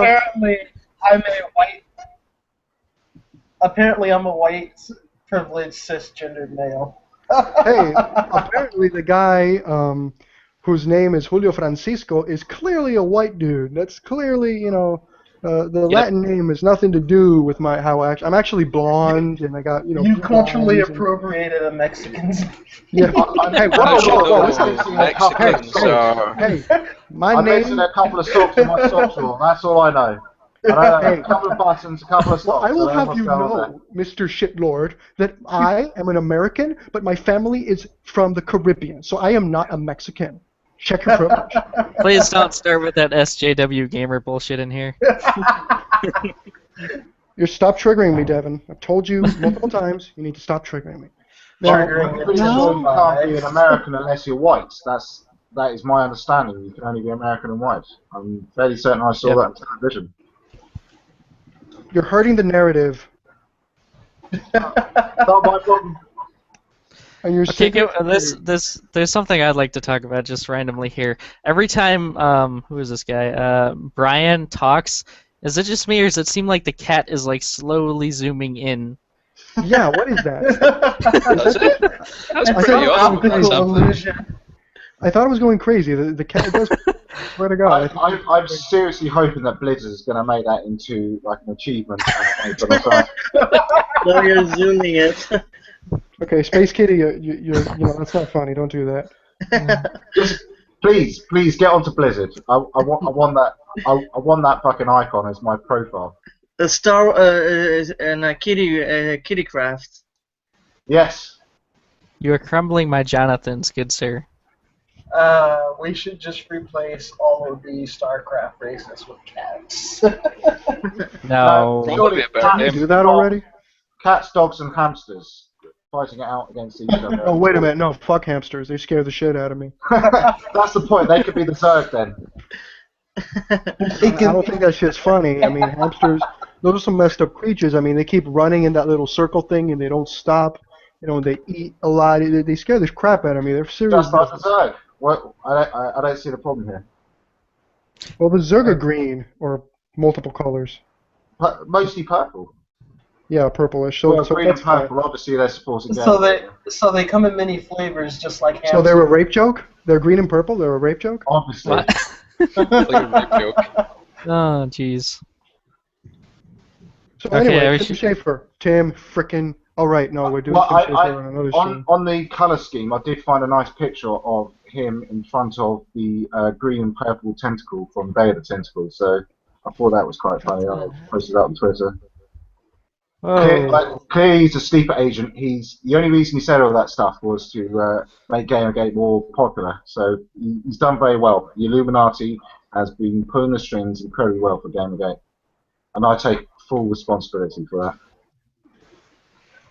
Damn Illuminati, you say? Here, Brian, stop messing with your thing. It's creeping me out here.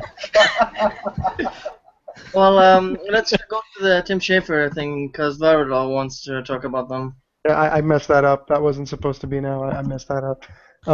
See what happens when you jump the gun. I completely jumped the gun. I mean, I wrote a joke and I thought it was funny and I did a video and I saw Alpha Omega Sin on the thing, and he said it perfectly. GDC, Jesus Christ, Brian, it's distracting me. And Alpha Omega Sin, he talked about GDC where he talked on the stage. It wasn't supposed to be political. The thing is that GDC is supposed to be a celebration of the games industry, games journalists, and gaming in general. And in 30 fucking seconds, he manages to make it political and shit all over minorities in gaming. They don't exist. So you not only become a racist, you become a sexist, and a bigot all in one go.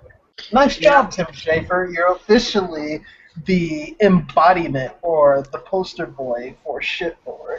You know, as mad as I am, and as mad as probably many people are about this, and I'm white, so I guess I can't be mad about this. So, but anyway, you gotta kind of thank him because you know he just gave us another surge in tweets about Gamergate. And basically just shot us way back up again. So I thank him because he finally hung himself.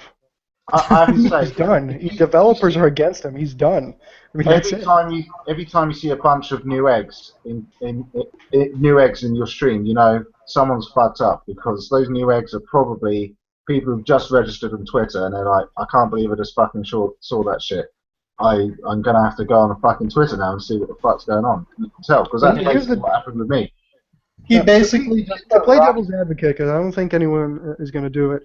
They do have a point. There is a point that a couple of people made, and they did say, okay, wait a minute, it's comedy. It was a joke. It was a prepared. No, it wasn't a joke. He was on Anita Sarkeesian's video. Hey man, I'm on your side. Let me just Yeah. because I know it pisses everybody off. Speak. People I are allow going him like, as a white man to speak. shitlord. my soggy knees. My knees have been soggy they're freaking drenched at this point. But you know, they go with the defense that hey, wait a minute, it's comedy. It's comedy, and I do stand with the George Carlin principle that anything can be a joke if you take the audience there correctly. Okay, anything can be a joke. If you don't believe me, go look up on YouTube George Carlin on rape jokes. Okay, he does a fantastic job. He does a So great job. I don't think there's a line that you can't cross in jokes. You just have to construe the comedy well. Okay, we can all agree. He's not Carlin, that's for certain. Of course, but come on, let me get there. He's not Carlin. I mean, god dang it, the guy. I don't even know what he is at this point. He's kind of like a muffin. He's a fat ass muffin. That's what he is. But He's a shit lord. but you know, the problem was that he didn't construe the joke well. He didn't construe the comedy. What was uncomfortable, you could cut you could cut it with a knife, despite the little applause that they added there at the end. It was uncomfortable as shit. And you look at the pictures, there were people looking around like, what did I just fucking see? And you know, when developers all come against and say, okay, wait a minute, no, I don't care about this GG shit, but we are not with this guy. Okay, don't associate me with this guy. He's crazy. You know, fuck him. So he didn't construe the joke well. But what really bothered me about the joke was not even the and 40 people to tweet not your shield. It wasn't even that. It was a simple message that he was sending, because you know, comedy is usually the medium to send a more specific message. See Jon Stewart, see Stephen Colbert, see Steve Martin, see Carlin. And the message that he was sending is he's wearing the sock puppet, and the real part that kind of went under the radar for many people is when he kept saying, "I'm not responsible for the sock puppet." The point being that the sock puppet is him. So what he's basically saying there, he's using a line that Gamergate has used multiple times. We're not responsible for the sock puppet. And what he's actually saying there is, we are the sock puppets in question. That all the harassers and all the bullshit that come up that are sock puppets accounts, that we are them. And he does it by the medium That's what of, pissed this me is my... off about it. That's the whole... I feel that a lot of people are concentrating way too much on the, you know, Not the your 40 shield part. people joke thing. I mean, the whole even if he wouldn't have made the not your shield joke, it would have been just as bad. It would have been just as bad. Nice analysis. I think you make a very good point on that. I wasn't even pissed about the not your shield joke. I think that one was slightly humorous, but it was the implication that he was making that it's not only just that the people of Not Your Shield don't have their own agency. It was the fact that they're just another voice added to it's basically just another way for somebody to shitpost them. Yeah, there's another member that has multiple accounts and is saying all this bullshit, and it may look like different people, but it's actually the same person. And I don't know, it's like a slap in the fucking face to everyone's individuality.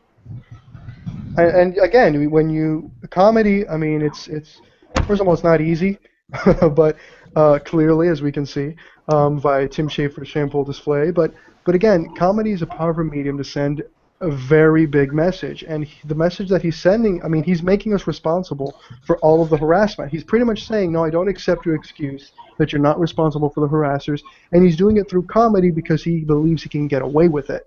And that's what bothers me, because if you go onto the videos on YouTube, and you'll see a lot of people in the comment section, oh, Gamergate has such a thick skin, they can't take a joke.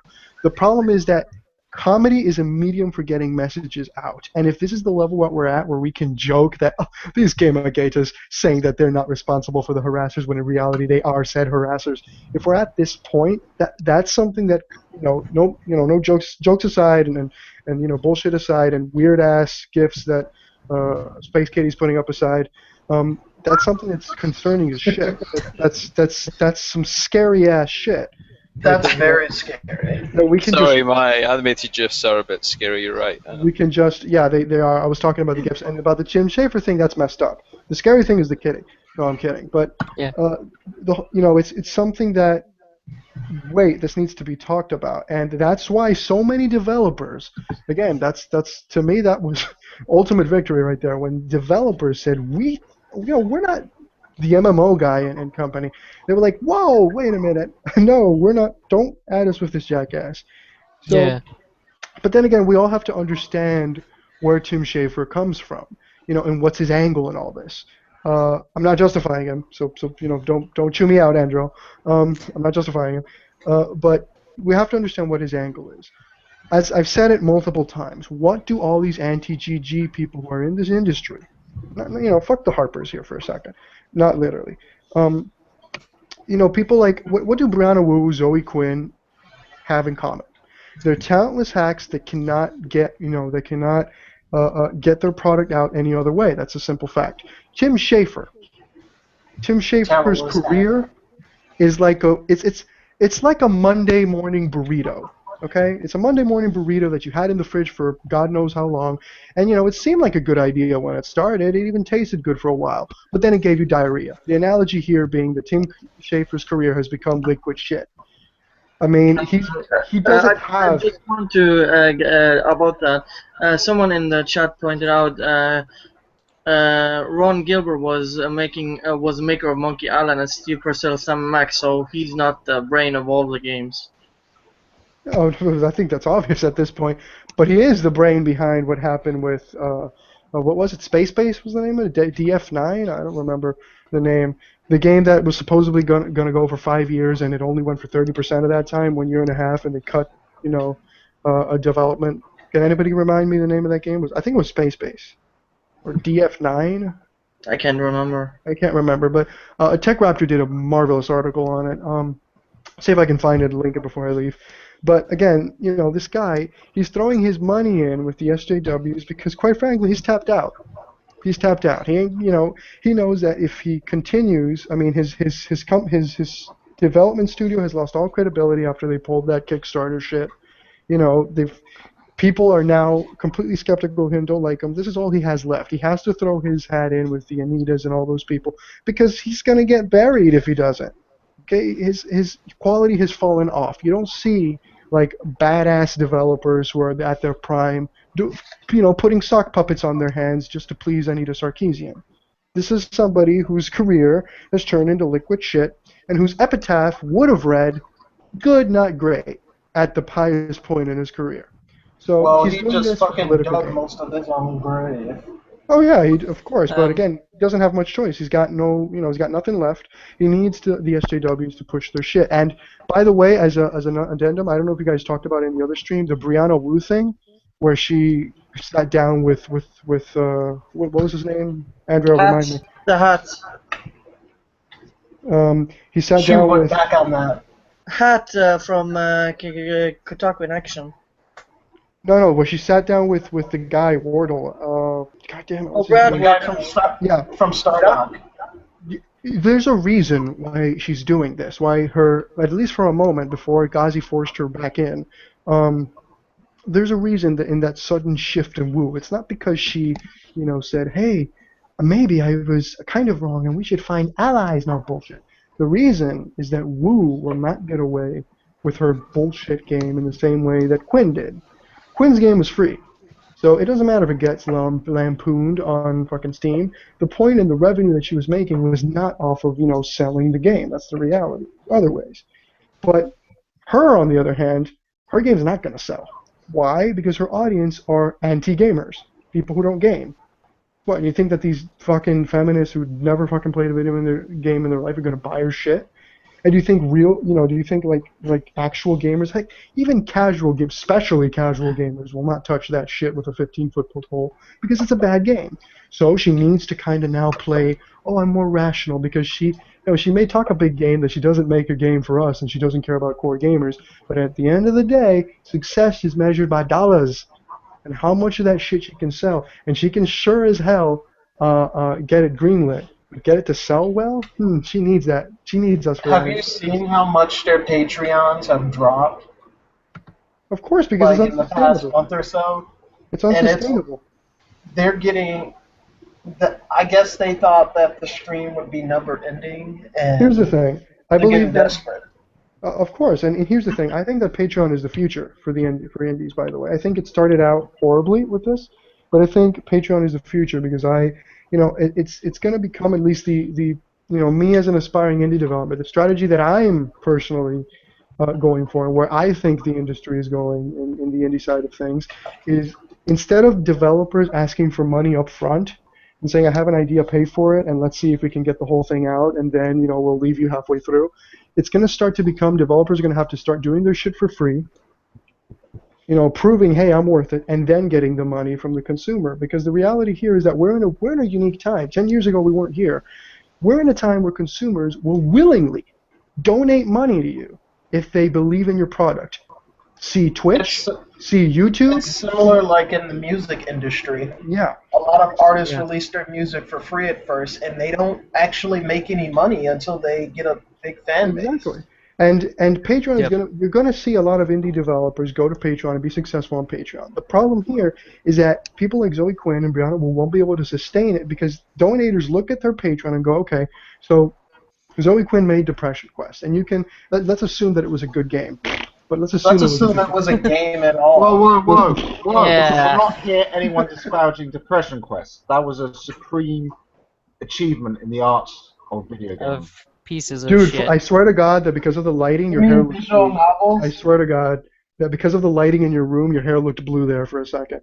Well, I swear to God, and it was perfect. Like you made that comment, and your hair was blue, and I was like, oh my God, it's finally happened. He went They super. airborne, He went it's a super disease. SJW. I don't even need to dye my hair. There we go. That's how strong the force is. You want to know a game that fucking deserves some airtime? The game Honey Pop on Steam. Well, it did. Preach, Now, brother. that's a good game. I only heard about it because of all the fucking drama that happened. You know, preach. But again, it's gonna, you know, the people. If you're a Patreon donator to Zoe Quinn, and you've been given money for 7 months, well, how do you justify that monthly spending on your account? You can't. Most people don't get that in a fucking year. So again, it's you're gonna see the Patreon start dropping. You're gonna see. I called this on a stream. Okay, someone's gonna pick up that phone because I fucking called it. On this stream, go look at it on the channel. Sub up if you're there. You know, shameless plug for you, Andrew. But it's gonna come to a point where they're gonna start eating each other. Expect Zoe Quinn to come out against either Wu or Sarkeesian, and you've kind of seen small portions of it. You saw it with Wu doing her thing, how Ghazi fucking bit her. You saw it you saw it with Quinn with the Special Victims Unit thing, how she was pissed off at it because she wasn't getting the spotlight. It was going to Anita Sarkeesian. These people will eat each other when they realize that the pie is getting smaller. They'll eat each other. Minority woman. That's what really pissed off. The woman wasn't white in the episode. That must have been. So there was no relation to her. It was more, and it was representative of, and quite frankly, you know, she's the one who's had it worst.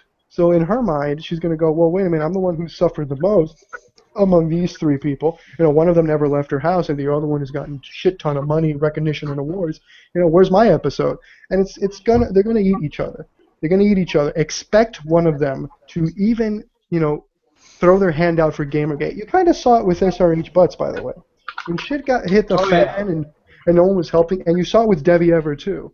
When she tried to get help from Wu and failed, she put that conversation out there. You know, these people will eat each other if it comes down to it because they're in it for survival. They don't believe the ideology. Us on this side, we don't care if we get fired. Well, most of us, we don't care if we get fired. We don't care if we get blacklisted. We're still here because we believe in the idea. They believe in their pockets. But most of us who are able to afford what can be quite an expensive hobby of gaming, maybe have actual jobs where we can afford to spend on games. Well, a lot of us actually play. A lot of us actually play the damn games we criticize. That's the biggest thing. Yep, it's that too. But speak for yourself. I'm poor as shit. What are you doing? You're whoring yourself out in the streets. Is that how it is?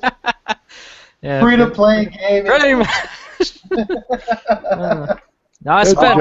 Candy Crush any day of the week. Don't worry about that. It's a great game for on the transit system. That's what I can say about Candy Crush and people who call themselves gamers that play Candy Crush.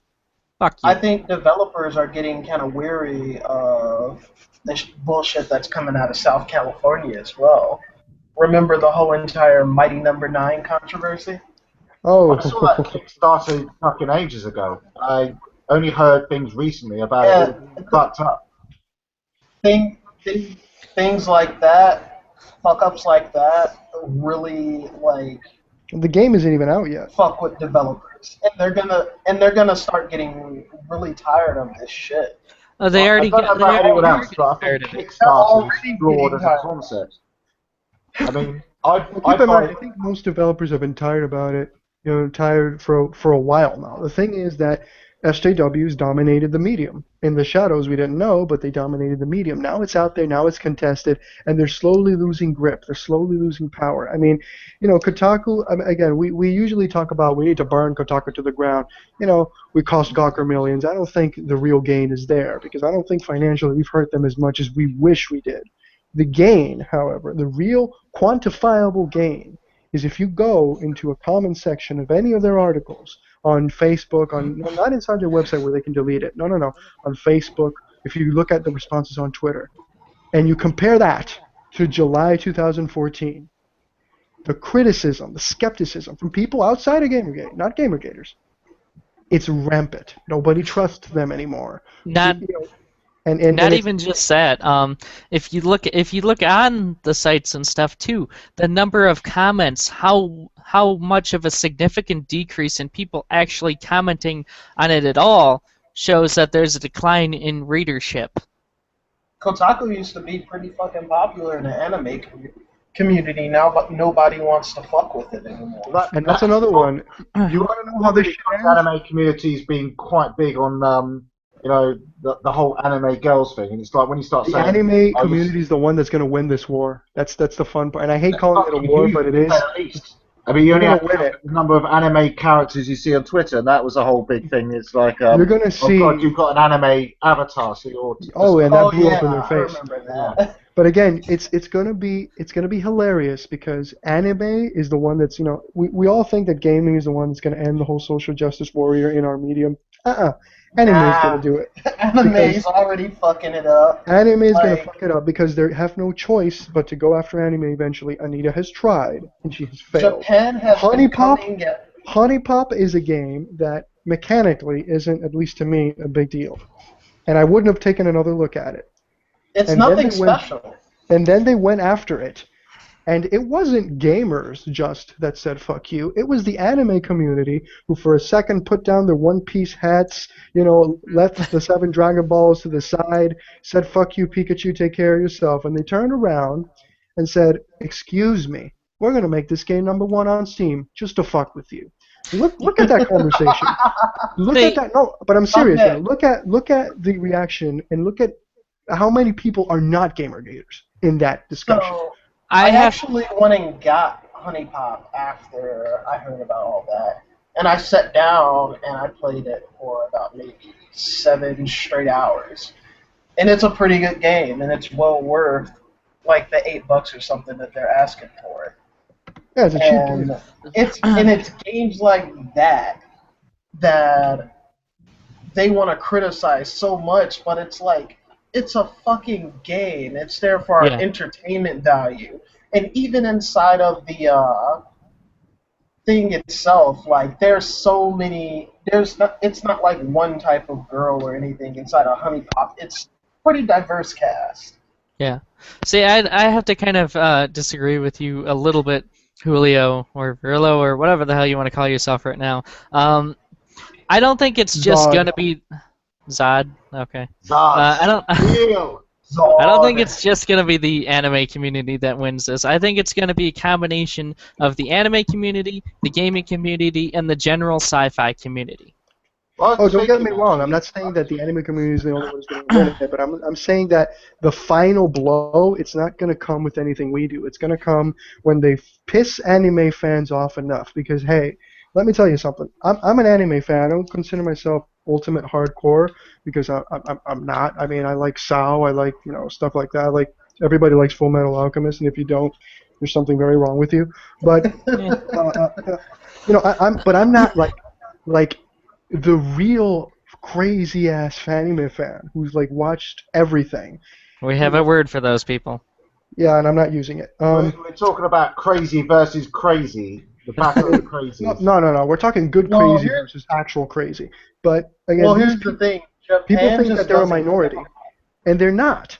Okay, these guys are not a minority, and it's a fucking awesome hobby, and it's gonna end when Anita Sarkeesian turns around and says all anime is sexist and all anime is hentai. That's gonna be her mistake. Right. That's what she's gonna say that all anime is hentai. She's gonna say something stupid like that, and that's gonna be the end because the anime community is gonna say, you know what? I'm not going to watch this next episode of One Piece. I'm going to whip your ass. And then I'm going to watch this episode of One Piece. Because that's what's going to happen. So you don't fuck with the anime community, man. Don't fuck with those They people. actually made an Those are anime awesome. making fun of SJWs. What's it called? I forgot Where what do I it find was it? called. Good, Somebody there did was a review on YouTube, Anyway, but it's they did like a check it your was privilege. a anime strip, and it's making pretty much the whole entire culture in Japan makes fun of people. Like they make fun of feminists, they make fun of the people that go out to the gay pride parades and things like that. And the big thing in Japan is uniformity. Like you want to be like everybody else. But a thing that they really don't like is somebody who just makes a fuss just to be making a big fuss. And that's why you really don't see any Japanese SJWs. I'm just pasting in the chat the one that I saw, which is quite a funny clip. But yeah, I'm gonna have to look that up and post it inside of the group when I get a chance. Yeah, definitely. Can I make a quick question here? Ardadal, somebody brings up a good one, which is the whole thing with the Sarkeesian effect. If you guys want to... There you go. That's I knew exciting. that would happen. Let's hope we don't get a DMCA. Nah, it already happened. What are you saying, Hugo, about Varlo, about the Sarkeesian effect?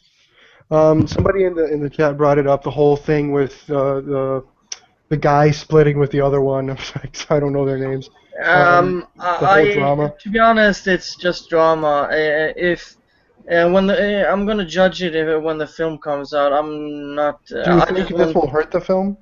I don't know. To be honest, Me neither, I'm asking. I really don't. I don't. Owen said in his video that he's gonna finish the Yeah, I saw that. the thing, and they were done shooting, so he's just gonna edit it, and they had creative differences. So yeah, I'm gonna judge it when it's done. If they don't release it, I'm gonna tell them a new asshole, because they're basically just taking people's money and running away.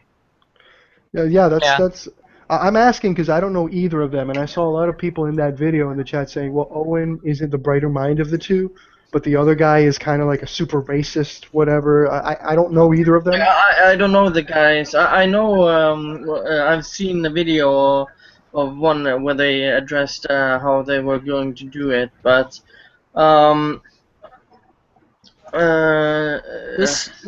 This was funded through Kickstarter, correct? No, Patreon. Oh, okay. That makes it. That's what would make it worse, in my opinion. Yeah, because I mean, that kind of stuff has happened before with Kickstarter. All the time. That's why Kickstarter, the whole Kickstarter culture, in my opinion, it's pretty much going to hell. I mean, Yeah, it's it kind of is. I mean, there's a lot of stupid stuff on Kickstarter. I mean, there are people who actually complete their goals or whatever, but What they bothers just me like about do really Kickstarter stupid stuff. Logo is, and I'm, I read this article on tech. I actually have the article. Oh my God, it's here on my billions of tabs that everybody points out that I have too many tabs. I'm gonna drop it. Can I drop links in the chat? What kind of links? It's a link to TechRaptor. Oh, sure. I'll put it in the chat here in the conversation first. But this is the one I said about Tim Schafer's, the game Space or whatever the name it is, that he promised 5 years. His team promised 5 years, and they pulled out after a year and a half. And they did they had this huge Steam sale right before pulling out. So people were like, oh shit, this game's gonna have a whole lot of features. And I was like, nope, this is version 1.0, so fuck you, because it wasn't lucrative enough for them. So I put it there in the chat if you want to send it to the people on the YouTube chat. That's your prerogative. But at the end of the day, this whole Kickstarter, the problem I have with Kickstarter and Indiegogo, and again, I can understand it with bigger projects, but the big issue is that it takes away most of the risk from the creator. Like, I'm making free games and I'm putting them out there. I already got one on my website. It's just a small demo, but it's something. I created a website, and I assumed these costs myself and my co-founders. And the problem with Kickstarter and Indiegogo, in many cases, and I'm not talking the huge ambitious project where there's no way for you to get the funding, but in many cases, people who don't need it are putting it out there just so they don't have to take any of the risk. And it's like, oh, I'm taking the risk away from me, and that, first of all, it's a complete, a departure from what capitalism actually is to begin with, and secondly, the consumer's gotten burned way too many times. It's the early access conversation as well. So that's why for me those things are going to disappear and it's going to become more, you better start making your games for free and we'll pay for it if you find it good kind of thing. And it's my argument about, Patreon and why that's, to me, it's going the Patreon route at the end of the day. You guys say stuff now. Well, I went on to... I agree with you. I have funded Kickstarters in the past. I've funded early access in the past. I will very rarely ever put a single penny on anything now because a lot of the trust has been used and abused, and I just don't care for it anymore. The whole problem for me is they don't use Kickstarters to fund projects that would not otherwise be published. What they do is they use Kickstarters to fund hobbies, which they know will not be commercial otherwise. And what do I mean by that? Either they are going to be so slow in delivering it and so poor in delivering a product that they know it won't sell. That's the first thing. So therefore they know they don't need to go to a publisher. And by not doing that, they are funded free of with no working capital. It's great for the developer. It is abhorrent for the consumer. However, I will say if, say, Sid Meier came out and said, oh, I floated for Access, now I'm having a Kickstarter for Civ 6, I would probably kickstart that because I trust Sid Meier. Common sense applies. See, my thing is, I wouldn't do Kickstarter at all because I find the whole model basically wrong. I'll buy equity in something. If you say I've got a goal of this much, I would buy. Okay, right. So if it's like $100,000 you want, and I buy $1,000, and I get 1% equity. So if you then sell it, I get 1% of sales. Fairly straightforward. And you're absolutely right. You should be getting an equity stake if you're putting down the capital. You're a shareholder. That's why you're getting something. Fucking nonsense. It's like this is not how you. If I put down £30 today or $30 today. I don't just expect to get a freaking game in 2 years' time. I expect to get my fucking interest. Exactly. Bingo. And that's that's the big problem, that not a lot of people. First of all, I think it's a combination of not having the necessary knowledge and putting too much faith, because again, this whole thing, Gamergate itself, and everything around the state of the gaming industry today can be traced back to the simple fact that we, the community, trusted the people who were providing us with the content that we wanted. Because they were one of us. That was the whole thing. They were like us. We used to, let's be serious. 10 years ago, you thought of a game developer, you thought, damn, he's kind of like me, but he's awesome. He makes games. So it was the relationship gamer to game dev, gamer to games journal. It was the same thing. Despite certain gates happening from time to time, Dorito Gate and so forth. It was the real relationship that they had, and the problem with the whole Kickstarter model is many people don't understand the fact that even if you get like little Kickstarter benefits, and the same with Indiegogo, if you get like little benefits if you donate a certain amount, you're getting shafted. Benefits are bullshit. Exactly, you're getting shafted. You should be getting equity. That's the whole thing. You should be owning a percentage of those sales, and if you can't do that, make your company go public and let me buy shares of your company itself. But again, it's the entire mentality of give me the money first because I deserve it, because I had a good idea and we're always winners, and then I'll maybe give you a game. And if you don't get the game, shut the fuck up. It's that. And the reason why people and the fun part is that people get mad when they don't get the game on Kickstarter. The problem is you didn't buy equity. At the end of the day, you paid money to receive a product. It doesn't matter if the product matches what they're selling. You're putting your money into a wishing well, basically. And Yeah, hoping these dreams come that's true. my biggest issue, because when I Pretty saw Oculus being sold off, that's the biggest thing. Is when Oculus got bought by Facebook. Everyone got pissed off because everyone supported them from being small and nobodies, and then they get rich, and the people who Facebook. supported it. Oculus is just. Facebook. It makes me very angry, Oculus. I did not fund Oculus. I have a friend at work who did. He has a tester kit for Oculus. It's a very cool toy. But he is just pissed off. He's like, yeah, I funded Oculus, put a lot of money into it. I got this cool headset, but they made billions out of it and fucked off, really. Yeah, he got screwed. Gotta get equity. It's I'm a surprised departure. there isn't anyone doing that. I think it's just because a lot of people are just financially naive. They don't understand how these things work. No, they don't understand how capitalism works. It's a simple. Again, a lot of people talk about the consumer market and how they want to judge things as a consumer, but you have to understand the basis of how the whole system works. And a lot of people don't. And it's not that they're idiots. It's not that they're morons. It's simply, it's ignorance. Quite frankly, the entire system works on ignorance. If we're going to be honest here, okay? Yeah. It's the greater fool principle that's going on here. For there to be a rich guy, there has to be at least 1,000 greater fools out there who think they'll be rich by doing a stupid investment. So, and again, nobody's doing this to respond to you directly. Nobody is doing the equity thing, because why would the fuck would I sell equity if I can just say I have a good idea and you'll give me money? It's true. The fact that they're successful means it's feeding into it. I mean, I just want to take everyone who's investing in Kickstarter and just shake them and go, "You idiots, stop doing this." But Stop what it does do to me, what it does show is first of all, the lack of basis that like gamers are horrible pirating monsters that some people still want to throw to this day, because the argument's still there. It's not gone. Oh yeah, it's definitely. A lot of people raise their eyebrow when they say people are still saying there are absolutely developers who still say that. Who, the justification for what's it called? DLC and screwing over their customers. DRM, that's the word I was looking for. DRM. And pre-ordering and DLCs, they are minor versions of the same syndrome. Okay, they're the minor versions of the same syndrome. And full disclosure, I have pre-ordered 2 games, and I'm happy with both of them.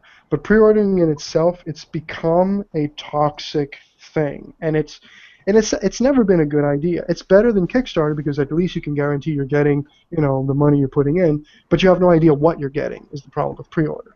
But again, what the major point that at least to me it speaks to is that gamers are willing to put money down. They're willing to do it. And that's why I think the next step in evolution is Patreon. It won't last long because there's something better is going to come along after that. I just don't, I don't have the intelligence to know what it is. But, at least to me, Patreon is superior to Kickstarter and the rest for the simple fact that you can support a developer and go, okay, I liked your game. It was awesome. I got it hopefully for free if he does the free route, because I think more people are going to do that. But I got it for free. You earned my money for 1 month. Oh, you did something shitty I didn't like? Well, there goes your next month. So yeah. And it's a way to keep people who produce small amounts at a time. So that's why a lot of YouTubers do it, because it works out quite well. Yeah. You're producing videos on a regular basis. Yeah, but the good thing is you can be held accountable. You can be held accountable much easier because I can just, first of all, I'm donating how much I want. Okay, there's no, some of them have little incentives and bullshit, but it's not in the same degree of Kickstarter. It's much different because when you're promised a dream game, you sure as hell want to be the VIP in it. Exactly. If it's a product that you're seeing and you're seeing and touching and it's there and it already exists, even if they promise you a little teeny benefit on Patreon, it's not really going to matter as much as the Kickstarter one. But at the end of the day, you can be held accountable because I can say, hey, I support, for example, let's say developer X. I support you because you did a good game. Oh, you went SJW on me? Well, guess who's not getting a buck from me anymore? You're done. Yeah. And you still have the game, is the good part. You still have what he's producing if he's doing it right. I don't think there's a justification to make games and sell them and have a Patreon. I think that's overdoing it. And it'll correct itself. The thing that I was talking about earlier, went through my history or whatever, and it turns out it was an issue with Xseed and a game they had released named Akiba Strip. And you know the term that's used sometimes for you don't know you're dating a transsexual person until that moment where it comes time to do the deed. And they refer to a person in the game as a trap, and the SJWs lost their shit over it. And somebody responded to Xseed Games, and they're like, hey, y'all should know the word trap isn't just an offensive slur, it's a dumbass 4chanism. And the people from Xseed responded to her saying that the whole entire game was a fucking parody of 2chan, which 4chan is based on, and that it justifies the use of the word. I'm still waiting for 16chan. I'm assuming it's everything double. And it They just... were multiplying channings. Yeah. 16, 32, 64, 128, 256. I rather many channels. enjoyed one. I do like Airport's tweets. I'm a bit of an Airport fan. I would definitely go for that trap. But she did tweet a rather entertaining tweet about 19 hours ago, which says, "It's an ongoing surplus of basic bitches turning America's youth gay for traps?" Question mark. Perhaps explains the SJW problem. Pretty much. I don't remember what I wanted to say now. I was You've been waiting disturbed for I was beyond belief. waiting for distracted fucking by Julio to shut up, crap. and I don't remember what I wanted to say. I'm not even going to respond to that. It's all your fault. It's That's all my your entire- fault. You know, that's my entire attitude. I'm not touching that. I mean, this is just hate. You know, haters going to hate, and after they hate, they're going to hate again. That's what. Well, they're basically pitching a bitch over the same thing. It's like calling a black guy a black guy. If the black guy isn't getting offended about being called black, why the fuck are you?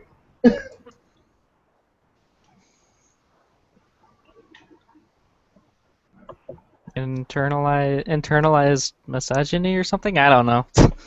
I haven't internalized misogyny. It's, I'm getting treatment for it. I've got a cream.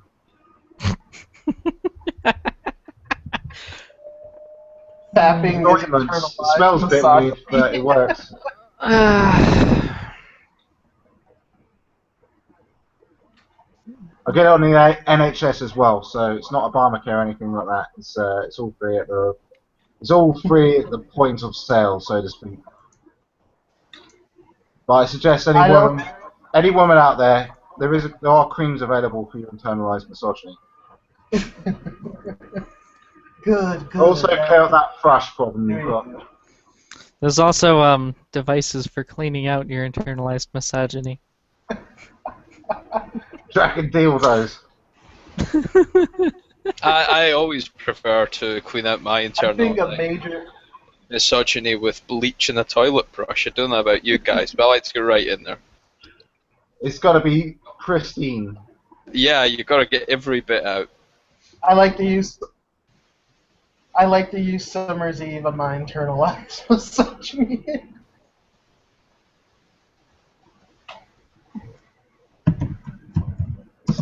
Devolved into chaos. I love this.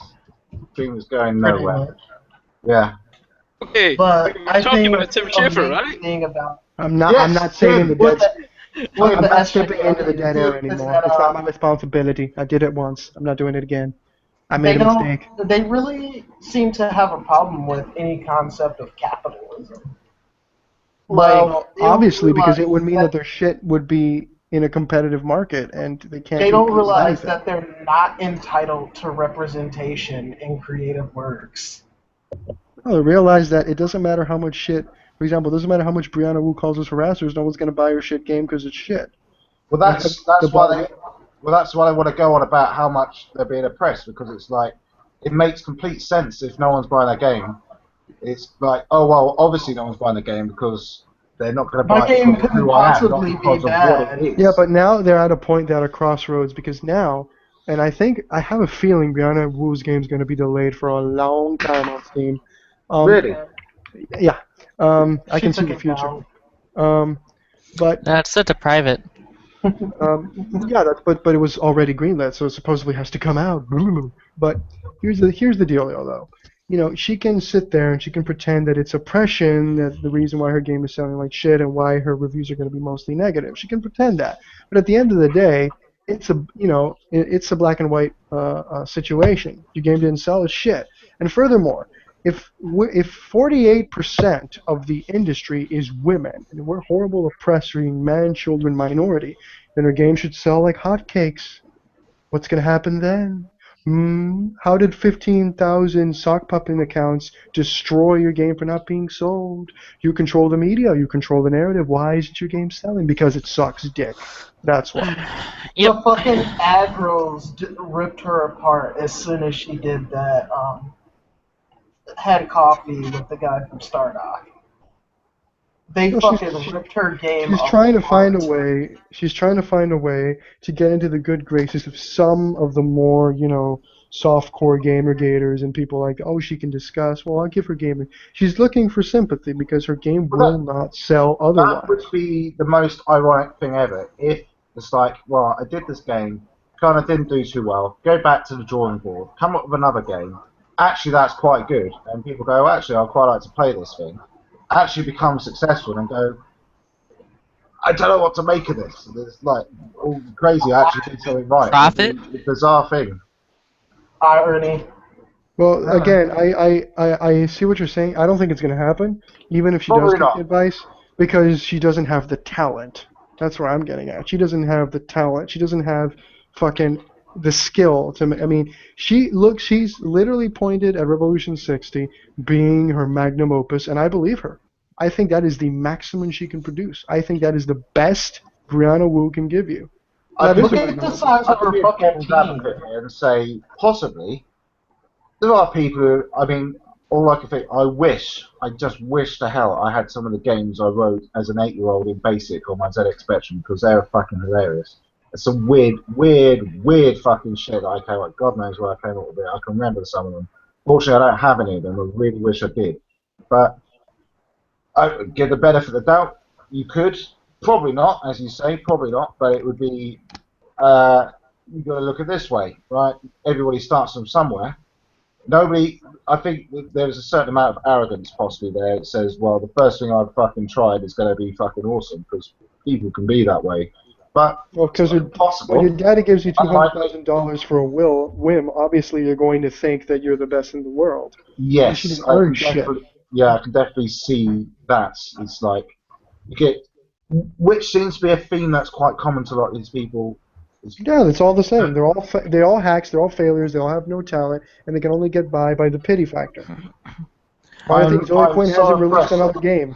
I'm so impressed by being massively rich and privileged. I've got no privilege. And they're all rich and privileged. Is that they have the resources to make better shit than they do, but they keep releasing this bullshit and expecting people to think it has high merit when it's complete crap. Nobody wants to buy that shit. Revolution 60. I made fucking better textures than that in high school during my fucking 3D animation class.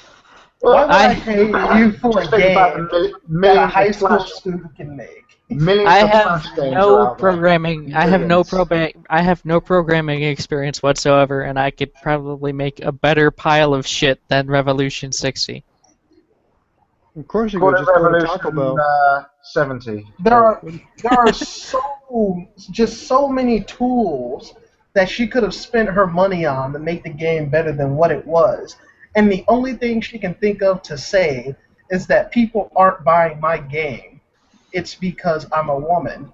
The truth is, Brianna Wu, you weren't even a fucking woman until 2 years ago. Let's be honest. Not that that matters, but I'm just saying, for someone that wants to talk about how they're so oppressed, it's like, okay, you kind of lose all credibility in that area.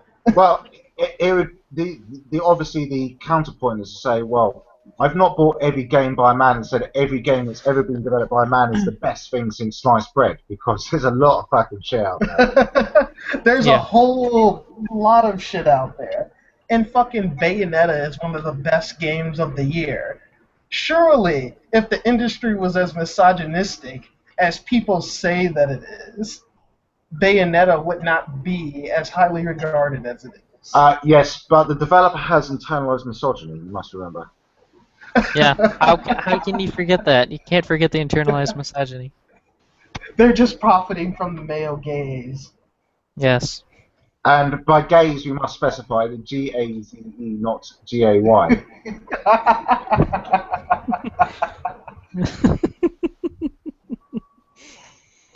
Oh, shit. Corporate brings up a fantastic point from the chat that I'd just like to point out. I'd just like to point something out here. Corprec from the chat brings up an excellent point that I think everybody needs to keep this in mind. To make a game, you need artistic skill more than you need coding ability. That is 90% true. You still need to be a good programmer, which Brianna Wu isn't, as she proved with the little snippet of code that got wrecked the other day. But it is true. I mean, game development is a unique beast. As someone who's been involved in tech since 2011 in the coding world, when it comes to game development, it's a unique beast because you do need to have artistic vision. If you want to make the whole thing, of course, you need to have good coding principles, but you do need to have more artistic vision than actual coding principles, because there's tools out there that you don't even need to code, and you can make good games. I love Construct personally. You don't need to put a single line of code in there. Granted, it does use an event-driven kind of logic, but you don't need to put a single line of code. And there's like tons of RPG makers out there too.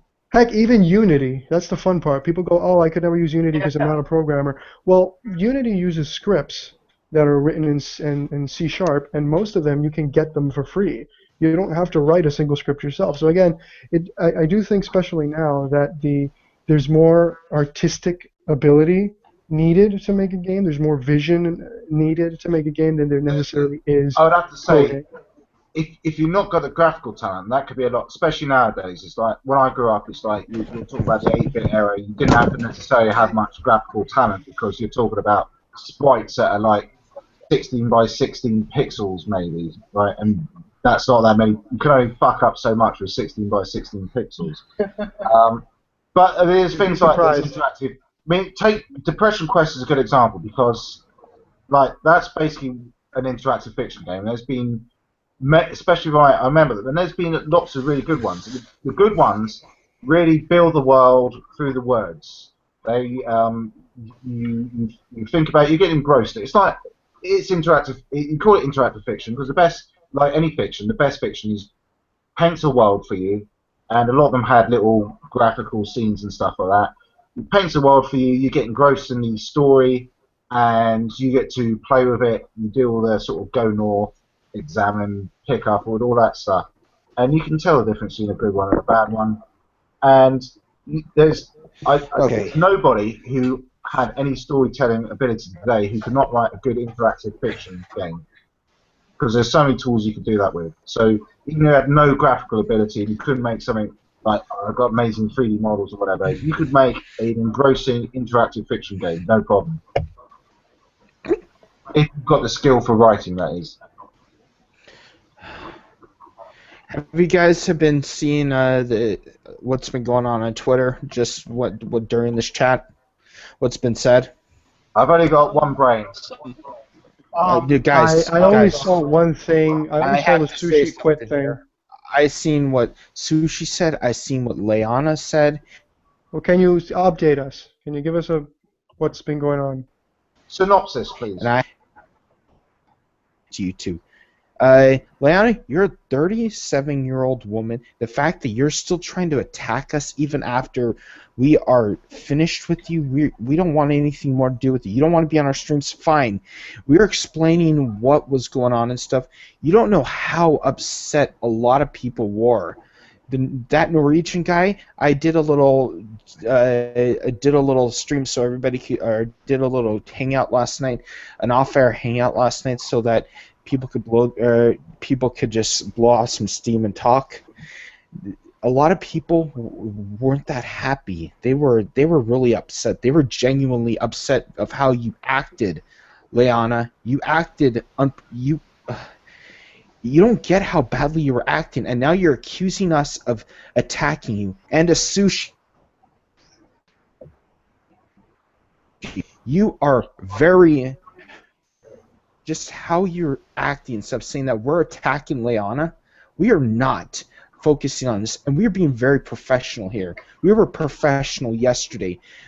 Andre Dahl, John, everyone, they were trying to keep their cool yesterday. They were really trying to keep their cool. Yes, the chat logs exploded. I get it. But everybody was trying to be calm here. Everybody was trying to be collected yesterday. And when we jumped on, everybody was just pissed off. And everybody that was on there was taking the shit you were throwing at him, Leanna. They were taking the shit that you were throwing at him. And the fact that you're still trying to say, oh, how unprofessional of him like that. You're no better than Brianna Wu by what you just did right there. By that tweet I just seen you do. That Leon? It's, yes. Just, what? So Just, I think the biggest thing is, like, I think it's important that you get on here and said something about it. However, I think everybody in this chat is pretty much over the drama that's going on with Liana K. I said my piece. If she feels that it's bashing, I said my piece. I even DM'd her saying I'm getting my piece and be done with this. And if that's bashing, I don't know what. I think I just have to say this. Okay, we are not bashing them at all, and here they are accusing us of basically being harassers. We were not harassers at all yesterday, at all. We were being calm. We were being collected. There were a lot of upset people because of that. And Andreadol is the most professional out of all the Gamergate live streamers out there, and he proved that yesterday. And the fact, Sushi, that you call him unprofessional, that is wrong. Okay, guys, I need to interject here because I feel it's necessary. First off, guys, don't get upset, because it's clearly affecting you guys. You know, Andrew Dahl, you clearly feel bad about it. I know you. It's not that you are going back on anything you said or you did anything wrong, but you clearly feel bad about this. And I just want to remind people a couple of very important little details here. Number one, if pointing out facts is bashing, we've heard this before from other people reacting the same way. Because right now, she's acting the same way. Sushi, hey, I said it before, I actually believed, I made an exception to my neutrality rule with her. Seems that I was mistaken. So, if these people think that we're harassers and we think that we're horrible people, let them. Okay, they're wrong and they're full of shit. And most importantly, they're cowards because they're doing it on Twitter. I had to jump on this.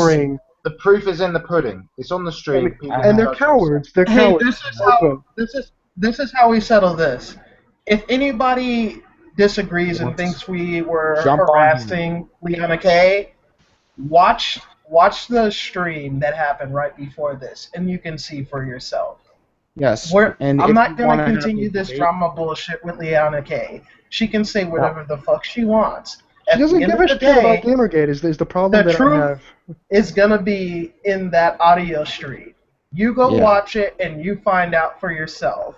Anything else is just fucking talk at this point. We're not bad people here, okay? We don't want this. We are just not bad people at all, okay? The reason why I came on here and said this is because I tried so much ever since yesterday after Liana K left. I tried to keep the peace. I kept the peace between what's his name and Michael earlier today. I forgot his name. Damn it. I kept the peace between Julio and Michael earlier today. I tried keeping that peace, telling you both to calm down and stuff, and I couldn't do it. And I'm tired of this. I'm tired of you Leon, guys. you need to calm down. You need to take a breather here. I mean, everybody needs to clear heads. It'll do you good, and I'm saying this in your best interest. You really need to calm down. First, guys, calm down. I mean, I've said I'm ecstatic that they're pissed off. I love it because it allows me to not have to pull any punches. I've said it once and I'll say it again, and this attitude just proves it. Liana K does not care about Gamergate. Liana K cares about Liana K. Okay? This is the attitude of somebody who gives a shit about themselves and are such egocentric egomaniacs that cannot tolerate them being pointed out and told they're wrong.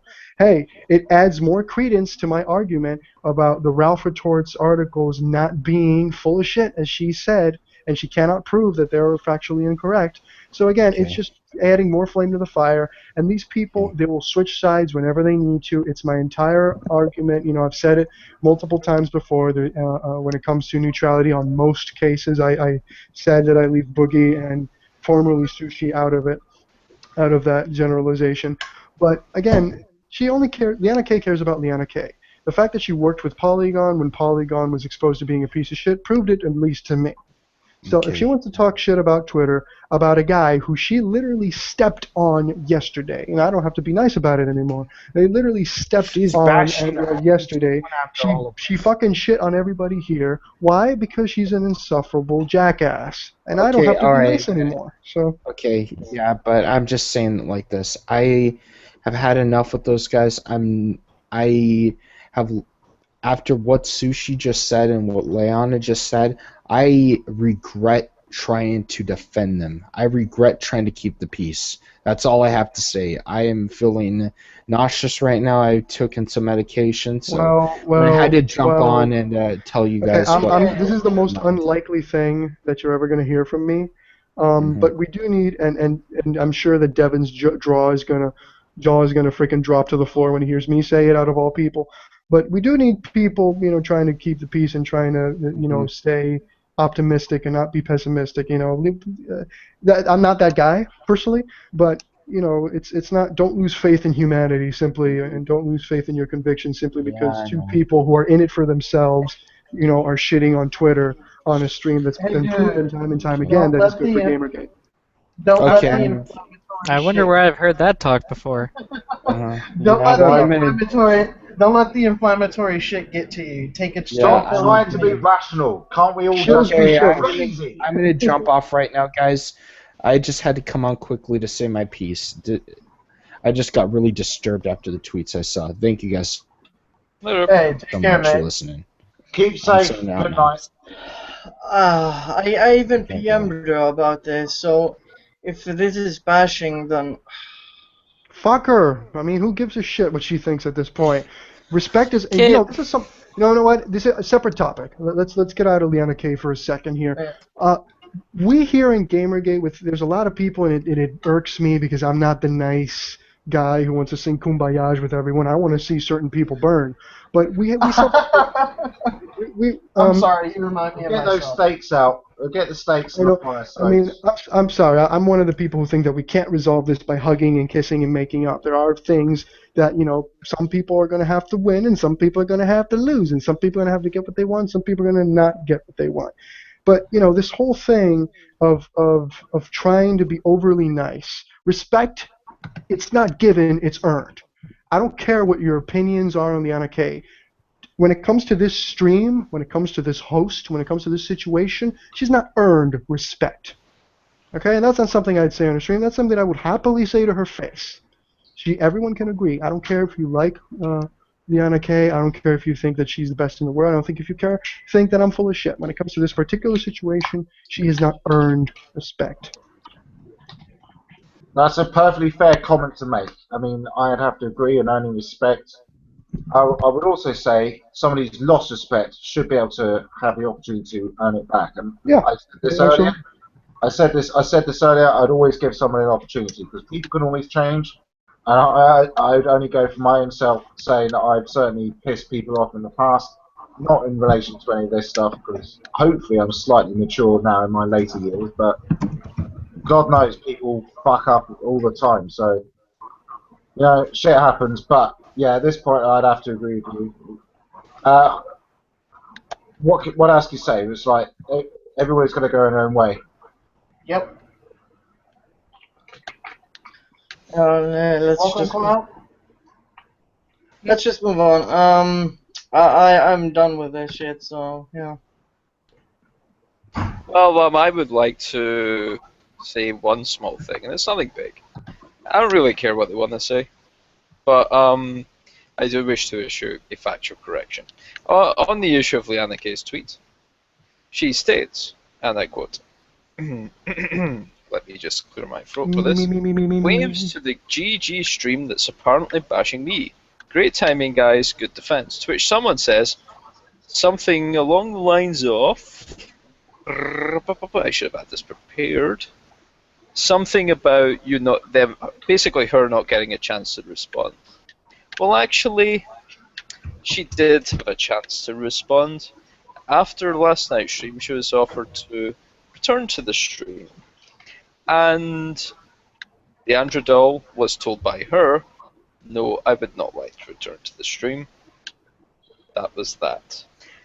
In addition, No, she said she there's wasn't any- in streams at all, so I didn't bother her more with it. So yeah, she said she didn't want to join, essentially.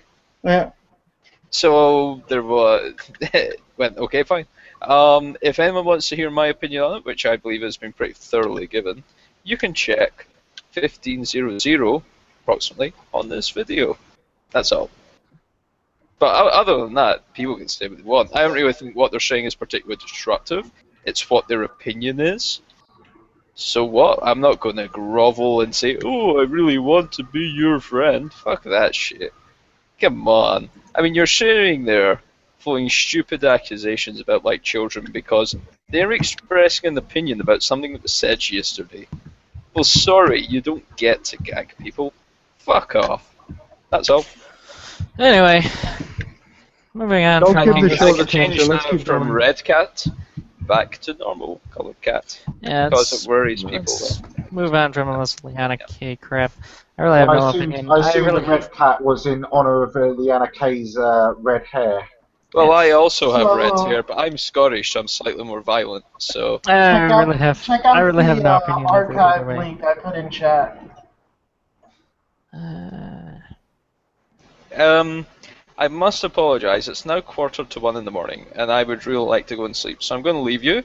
Please try not to blow up the stream. Blow it up. Okay, I'll get my C4 ready. And I was just about to link that picture actually. I'm pretty sure it will blow up, but that's the nature of live streams with large numbers of people participating, which is cool. Well, I assume you'll be leaving the pub now, because that's probably where you are. I know. Yeah, if only. People are Unfortunately. fucking livid. Yeah. Who cares? Everyone's always crushed, right? All part of the fun. Yeah, see you later. Bye. Au revoir. That's a Brad Pitt for goodbye. What? You ever seen Inglourious Bastards? Oh, yes. This fucking I haven't. Italian accent, Bongiorno. Buongiorno. I think they did Living on a Prayer. Is that not right? Bon Jovi.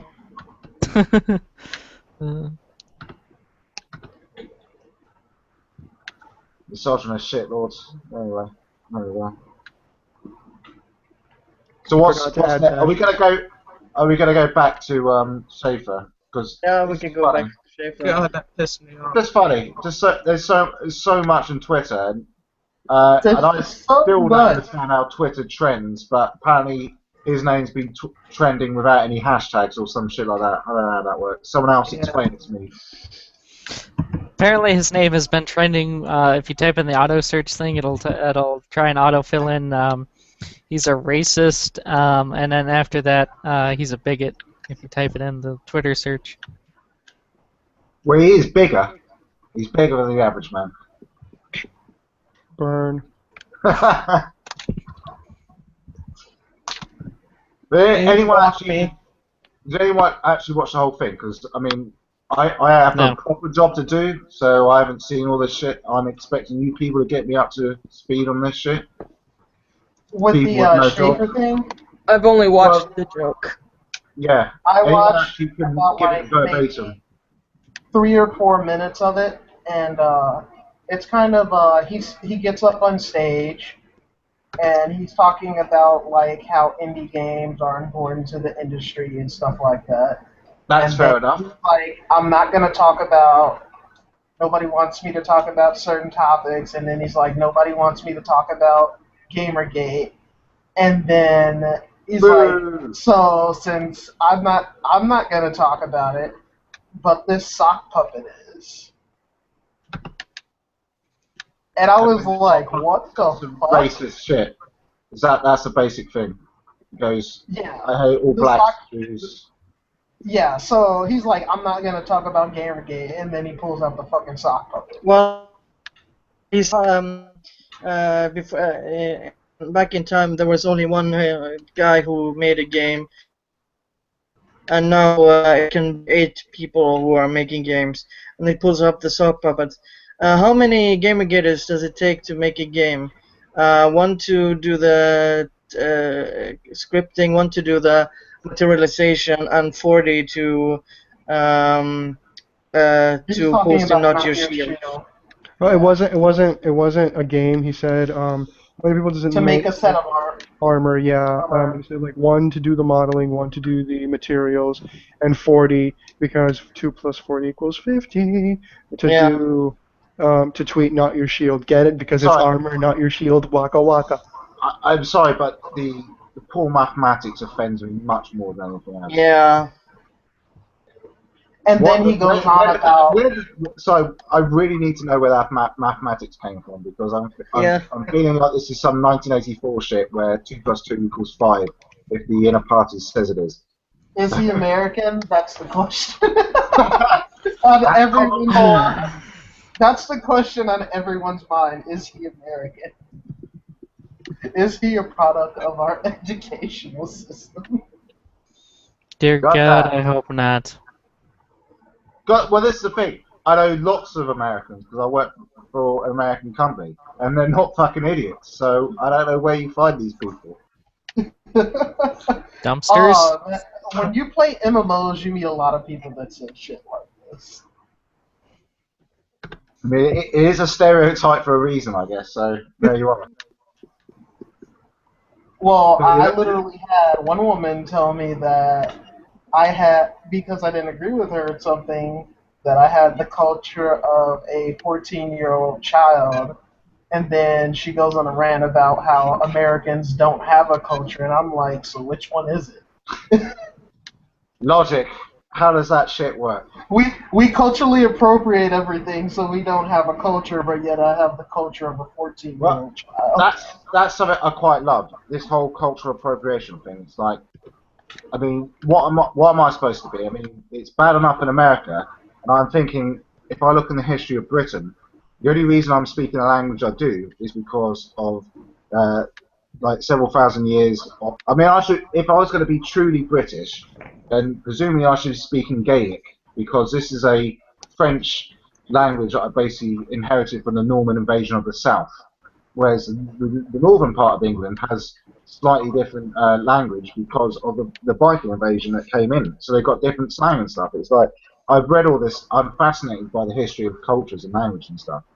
And it annoys me more than anything, because the one thing you see as a common thread is that any time that cultures come together and actually can come to some reasonable arrangement, you get a growth in both, because they naturally exchange things. So by setting up this artificial barrier that says, well, no, this is this person's thing and that's that person's thing, and there can not be any intermingling. You're creating creating these artificial barriers that says that people can't mix with each other. They can't become part of a better whole, as it were. I mean, if that's not anti-progressive, I don't know what the fuck is. I think it's the segregation. It's the progressive left that uses this term, yet they don't understand the implications of what they're saying. Yes, Yeah, exactly. First of all, progressive, as has been pointed out multiple times, it's a bullshit term for the simple fact that you don't want to be regressive. Ooh. I do. Well, I don't know. I mean, you're cruelly drunk, so. Not that drunk. I'm not on the whiskey. I'm only on the beer tonight. I haven't fallen asleep yet. It's fine. You're doing beer, not whiskey. Yes. You're doing beer when you have whiskey available? What? No, I don't have whiskey on me. It was stream. What was it, a month ago, Andrea? That I had whiskey at that point. That Yeah, was, 3 weeks or something. Yeah. Yeah, you fell asleep during the stream, which was Yeah. hilarious. He seriously did? I Yeah. did. It was fucking hilarious. I put his That's brilliant. webcam on so everyone could see it, and he just went to sleep. And I just had his camera up for 5 minutes, just to see if he got up again. I was He's dead, down man. for the count. So basically, Andradal is a nice guy until you pass out. Then he'll screw you over. I mean, come on, bro. I mean, I'm used to that shit. That's what happens when you get drunk with friends. I'm tired of being a nice guy. Otherwise, I'll have a I'm dick. tired of being a nice guy now. He's a true friend. Give me all what your money. you shooting me with? What's this? You got a fucking phaser. Jesus. old school. I really hope. I really hope you don't try to pull that like fake ass gangster shit, outside of your house, because you're gonna get beat up, man. I mean, don't do that. I would like to have seen that on the SVU episode. It's like, I'm coming up with a fucking plasma rifle. Holy shit. How did nobody think to Photoshop a phaser into the guy's No, That's a very good point. 4chan Get had a BFG in there. Get a BFG. That's what you need. They had a fucking field that day too. with that. They shopped all different types of video game first-person shooters onto that image. It was hilarious. Well, I mean, I don't think you can put any game. Uh. The guy did level up, so. They had fucking Doom, Quake, Summers, all this. Nah, it was crazy. It's just the same thing as shooting a real gun, guys. Pew pew pew. Pew, The only FPS that comes to mind where you actually have level up because I've actually played is Deus Ex. Because Obviously, apparently Call of Duty is a training manual for terrorism. Yes. Which is funny Except because for you- years ago, except for you- before this whole thing started, I had actually heard the counter argument that this game, it was an MMO. I don't remember it was an MMO shooter. And it was something American Army, something like I don't remember. America's Army. Yeah, I where remember the that. argument was thrown around that this game was actually meant to train future American soldiers. Army. I think that was Yeah. Army of One. Was it? I think it was. It was something like that. It was Army something of like Two. that. No, not Army of Two. It was an I think it was Army of One. It was basically a U.S. Army recruitment game. I definitely know what you're talking about. Oh yeah.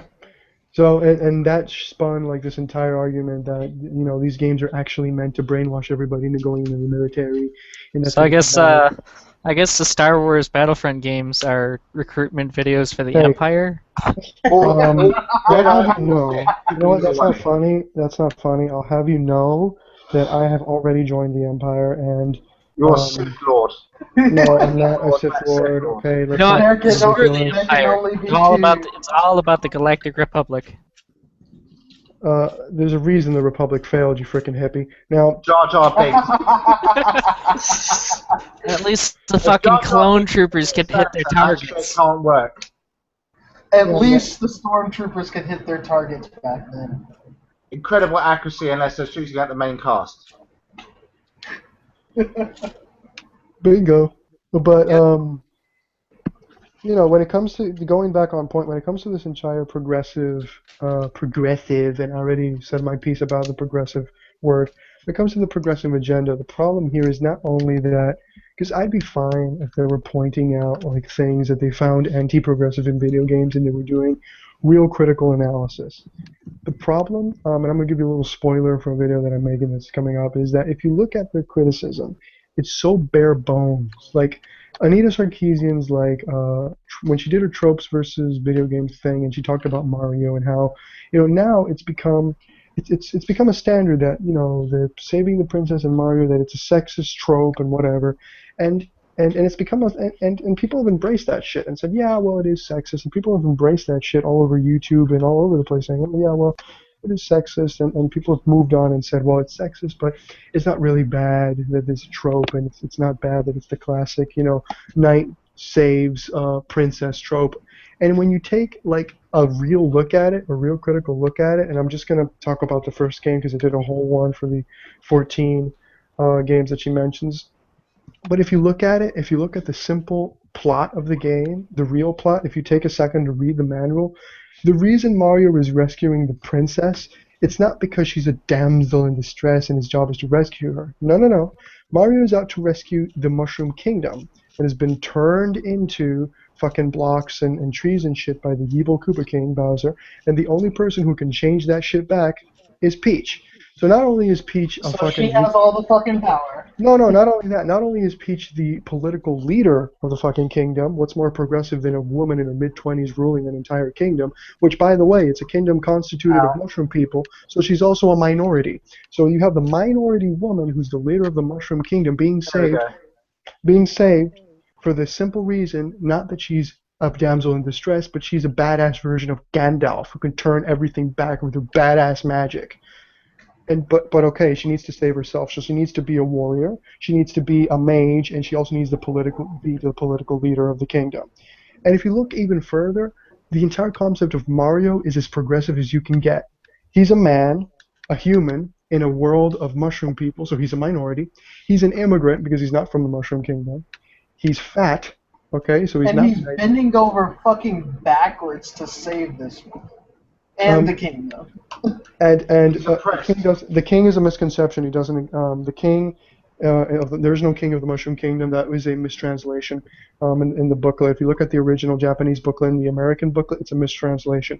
But yeah. if you go further into it, if you really want to like pick this shit apart, Mario saved 7 male toads on his road to save the princess. So technically, if we're gonna get technical, in the first game, Mario saves men 7-1. And they are male toads because of the existence of Toadette, who is a pink toad who clearly, toads that are women have long, have skirts and have long pigtails. And it's just... Well, saving men first just proves the patriarchy is in full effect. See, there's an issue with your claim about Toadette. It's been stated by one of the designers for Super Mario that the mushroom people don't have traditional gender and that Toadette isn't a woman. Because they're fucking mushrooms. Does anyone know about the biology of mushrooms? The original claim was that they were fungi, but they backpedaled that. The reason they backpedaled that was Toad's original attire. The reason they it's the same thing with Birdo, originally being like a transsexual.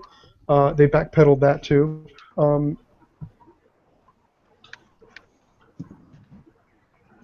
But that's just a theory. A game theory. Thanks for watching. No, I'm kidding. Get the fuck out. It's good to see it's good to see Nintendo getting a little bit more risque. Speaking of Nintendo, I'm gonna go a little off topic here. Speaking of Nintendo Well, and this is an off-topic stream, so go ahead. Speaking of Nintendo and game theory, have you guys seen the newest theory that the Mushroom Kingdom inhabitants were actually taken over? The original inhabitants were taken over by the same fungi from The Last of Us. And that's why they have mushrooms. Oh yeah, that's fucking scary. Yeah. Surely then Mario would be completely fucked because he'd have to throw bricks and bottles and rather than jumping on their heads, you'd have to be throwing bricks and shit, and you go, oh, they're gonna go over there, I'm gonna cap him in his fucking head. That's the way it'd have to work. Yeah. And then where's the young girl with him? He's got a fucking rifle. It's like, I'll just cover you for a little bit, and I'll go off and lead them off, and I'll pick them off. Doesn't work. There's too many holes there in that plot. That's why it's a theory. It's a fucking hypothesis. Let's give it. It's a fucking. Sorry, that's the scientist in me coming out. Yeah. Science, I think it's bitch. hilarious when they're like, it's just a theory. No, it's a fucking hypothesis. Yeah. You know, That. What the hell? That needs to be a fucking meme. I dropped. It shows you still in here. Actually, Yeah, it Dance, does that. Are you inside of the group, the Skype group? Because I do actually have a meme for that. I'm not in any of the Skype groups now. Okay, question. Am I showing up twice? Yes. You're on. Yes. It's just your evil twin. Don't worry about it. It's the Clone Wars. Run! Silence. Which one of you is the real Everybody one? do. Okay. The he Gun left. Hand, the Clone Wars. Never mind, you went away. What consoles do you guys have that you play on? Oh, you're gonna open that can of worms? Well, I want to talk about more cheery stuff. What you guys like? Oh, okay. That reminds me of something I wanted to say earlier. The amount of wooing at the joke Tim Schafer made was less than the amount of applause that the Xbox One got at its E3 reveal. Oh, you mean the Xbox? Oh, wow. Burn. Wow. Yeah. That's right. I went there. Yeah. Wait, Well, come again? Xbox One. Huh? Right. You're saying you got a free Xbox One? Yeah, that's You corrupt. that's exactly what I'm saying. I am corrupt. So what do you guys play? What consoles do you guys have?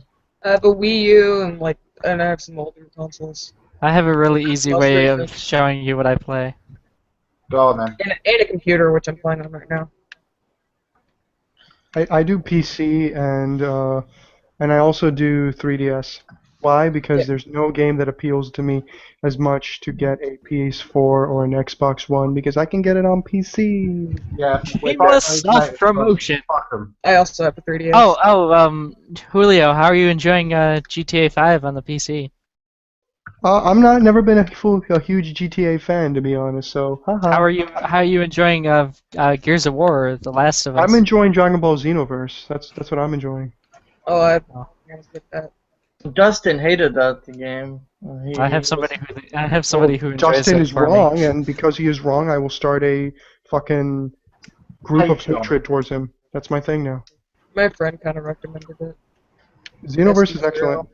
I'm shilling for Xenoverse now. I'm officially You still have to do that battle with Ogre. You mean I have to whip his candy ass? That's what you're talking about. I don't know. The videos he's been putting out, he's been whipping ass in multiplayer. Does this count as a shameless plug? Yes. Okay. I already linked my channel, so. Shame on you, Devin. I only linked it in the group chat. None of the viewers can see it. I blame Devin absolutely and take no responsibility for that little exchange. Uh-huh.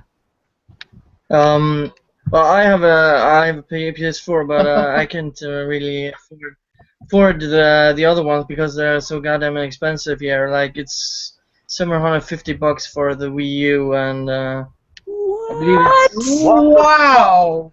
What? Crap. What? What the? Where do you live? In anti-Nintendo land? I mean, what the? no. Oh God. I think I just broke my face. Xbox One. I Is that believe euros? is $900. Is that euros as well? Bucks, no dollars. Dollars. That's fucking ridiculous. Yeah, dollars. That's like 600 something euros. That's oh my god. In pounds, I would say it's Yeah, that's about 600 quid or so. yeah, something like that. I got my Wii U for what, 250 odd quid? Jesus Christ. No, seriously, man. Where do you live? Post it in the group chat if you don't want to make that public. What, me? It's in my goddamn avatar. Yeah. Oh right. So it's not that hard to figure out. Yeah. I have that avatar because I'm both. So you live in? I'm from both the nationalities. So. You live in Freedom Town, USA? Yeah, well, the games here also cost like $120, so. I mean, it's funny because goddamn I've always expensive. complained. I've lived in 3 different places, including the U.S. I've always complained about the game price in the Caribbean, which is usually double what it is in the States. But so you just order it from the States, get it, shipped to Miami, and then bring it over in a couple of days. Here I have to, when I came over to Europe, and this is more to the Europeans on stream and in chat, I'm baffled how badly you guys are getting fucked. I thought it was just like a Caribbean thing. I just thought it was like us in Latin America that we're getting fucked, but you guys get fucked really bad when it comes to pricing here. It's absurd.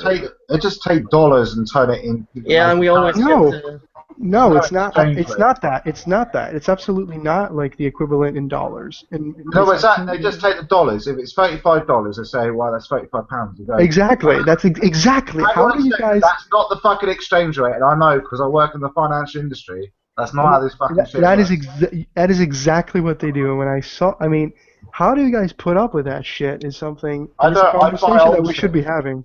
I've said this before. I've said this to people who pre-order. I say no, I don't do any of that shit. I'll let you be the guinea pigs, and I'll see if anything's any good after what. The only thing I bought, the thing I play regularly on PC is StarCraft 2, and that's been out for quite a while. So I think it's proven that it's a fucking good game. So I'm quite happy to pay for that. And frankly, Blizzard have done a good job with the online support. They have to pay monthly or shit. People do World of Warcraft, and I understand what the fuck you'd be paying 15 quid a month or whatever it is.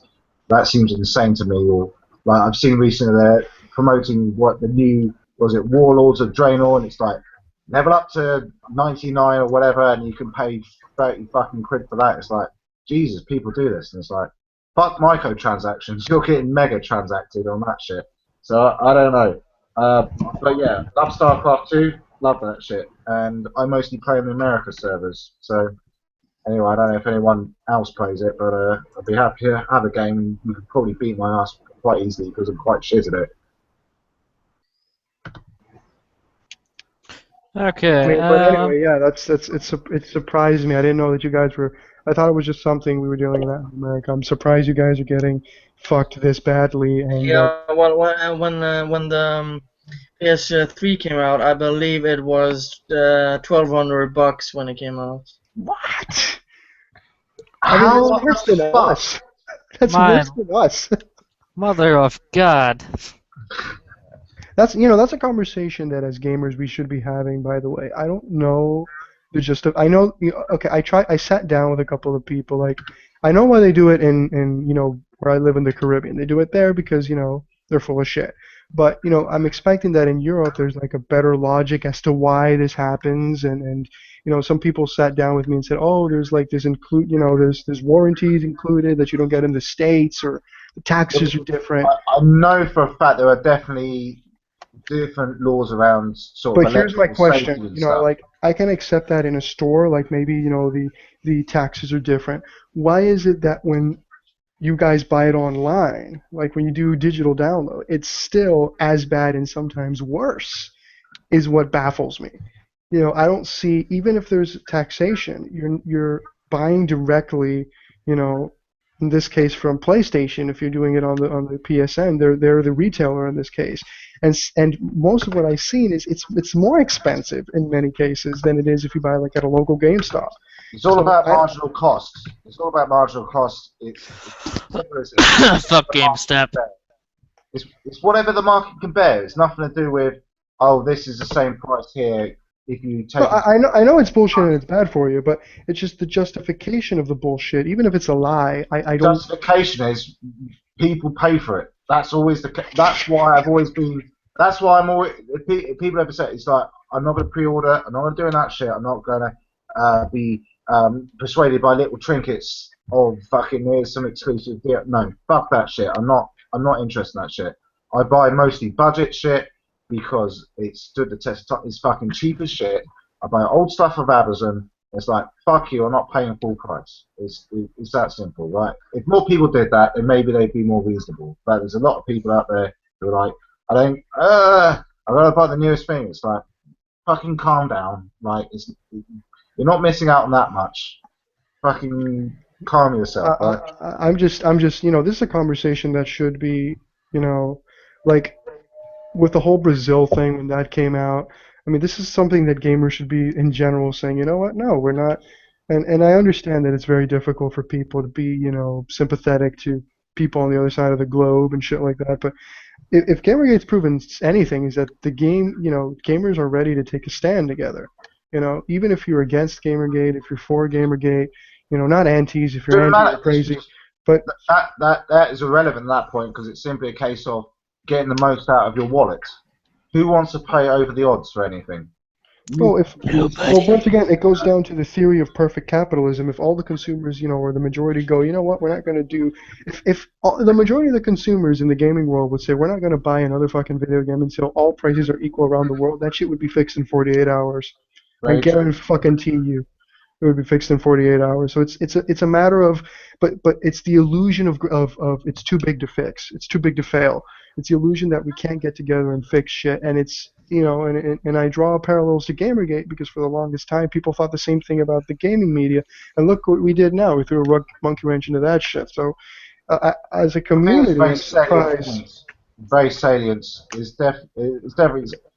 I mean, what else can you say? I mean, definitely social media, as it is global, definitely gives the ability. I would have to say, like, maybe you should be tweeting out like, I paid this much for this shit. It's like, what have other people been paying for this shit? Leverage it. That's the point, right? Make the best of it. Promote it. How else are people going to know? And get your disturbing eyes out my face. What's going on here? Yeah, that's creepy as shit. But that's scaring the crap out of me. It's trying to have a serious, mature discussion between adults. You're ruining it.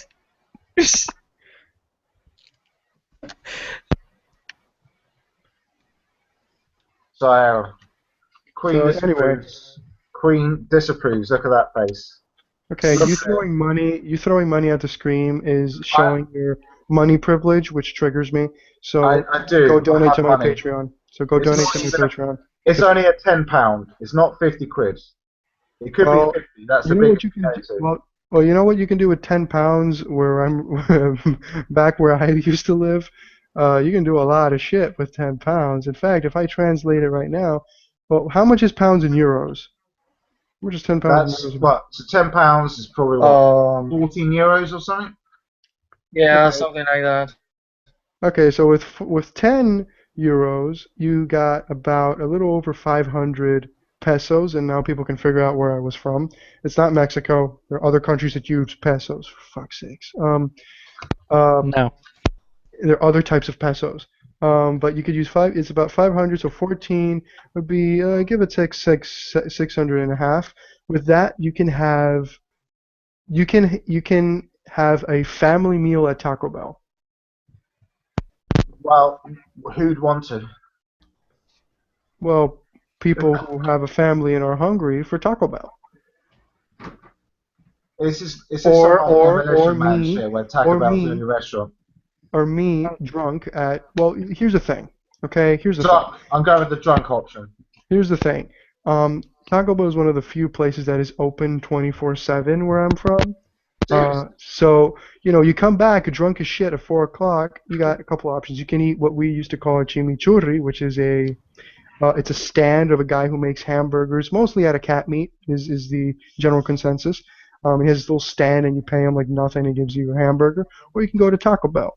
So, when I'm not feeling particularly in the mood to, have my stomach pump, I take a gamble on Taco Bell, and instead of having my stomach pump, I just get diarrhea for the next couple of days. It's more acceptable to me to have explosive diarrhea, like the kind that you really can't handle when you take that shit, versus getting my stomach pumped. Because I don't like tubes down my throat. I don't like anything down my throat that ain't food.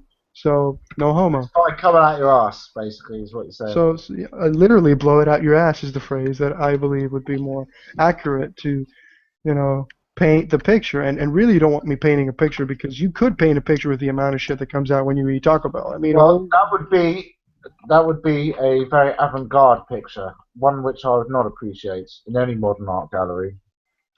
Okay, so ladies and gentlemen, I think I'm going to take off because I have achieved my goal of getting the GG stream to talk about shit for a total of 3 minutes. So we'll talk about shit posters. So basically, the Andrel will never have me on again because I literally turned his stream into the stream that talked about shit for 3 minutes. Literally. I think we started off that way, so it's fine. No, but we went. Anyone is welcome on my streams. So yeah, for life. unless you do shit against me, you're not welcome back again. Well, I think there was a lot of shit talked about. There was people throwing shit at the stream. There was, Tim Schafer's career, which is the equivalent of diarrhea at this point, and there was Taco Bell. So you can officially label this stream the stream about shit, the stream about explosive shit. Anyway, thanks for having me on, Cats and Kittens. Space Kitty was disturbing. I hope you take care of that as a host better next time, Andrew. Yeah. I have to go to sleep now, and I don't think I'm going to be able to do that shit after being crazy-ass Space Kitty. I'm Verilo, for anybody who's interested in Twitter, @Verilo. YouTube is the same name. Shameless plug. Put it in the chat, otherwise I'll never get it fucking right. And all that I'll put it in all the chats. What's going on now? I'm leaving, basically. I'm leaving. Did your knees get too soggy? We talked about Taco Bell, and now I have to take a shit. Is the reality of why I'm. It's worse than soggy. It's fucking shitty. Yeah. I was trying to find my Batman mask, but I couldn't. Don't ask. Anyway, see you later, guys. And Yeah, keep it see real. ya. Have a good one. You too. Drink. Talk to you. By the way, if Deuce isn't drunk at the end of this, he's a pansy. This is Yeah, my let's last see. beers, and I'm not even halfway drunk. I haven't got enough. Their name is spelled Julio something. That's not racist at all. Get bored. I'm out of here. See ya. Oh, go on. God damn it. Let's see. Well, do we have anything else to talk about, or we can close down the stream because there's been enough crap slinged at me today. No, we could all talk about how disgusting and horrible you are, which is true. Oh, I don't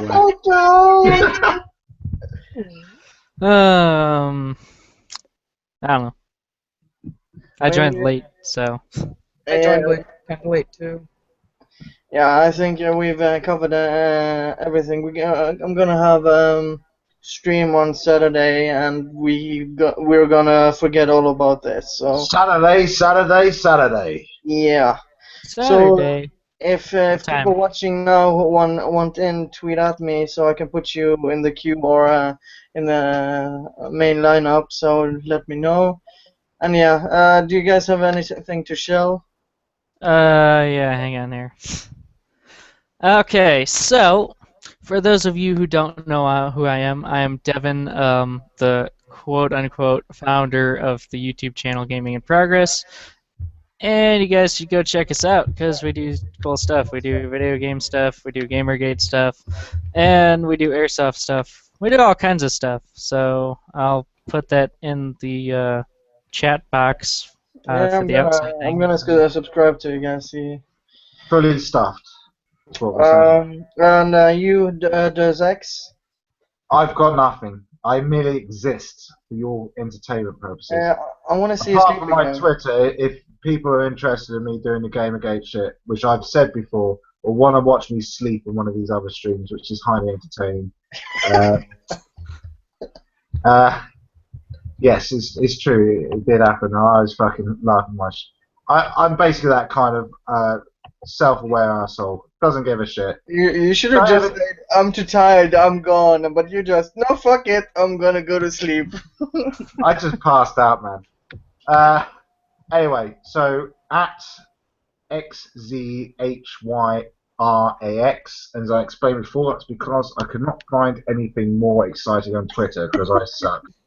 Everything else I wanted to be, it was already taken. So it's like, fuck that shit, some random letters. There we go. That will do. Alright, Cloud? The Mental Lizard. Alright. There we go. That's the kind of arsehole I'm talking about. It took simple names.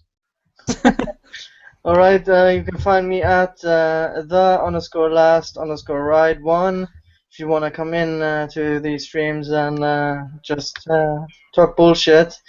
And subscribe if you like people chatting and my content. So yeah.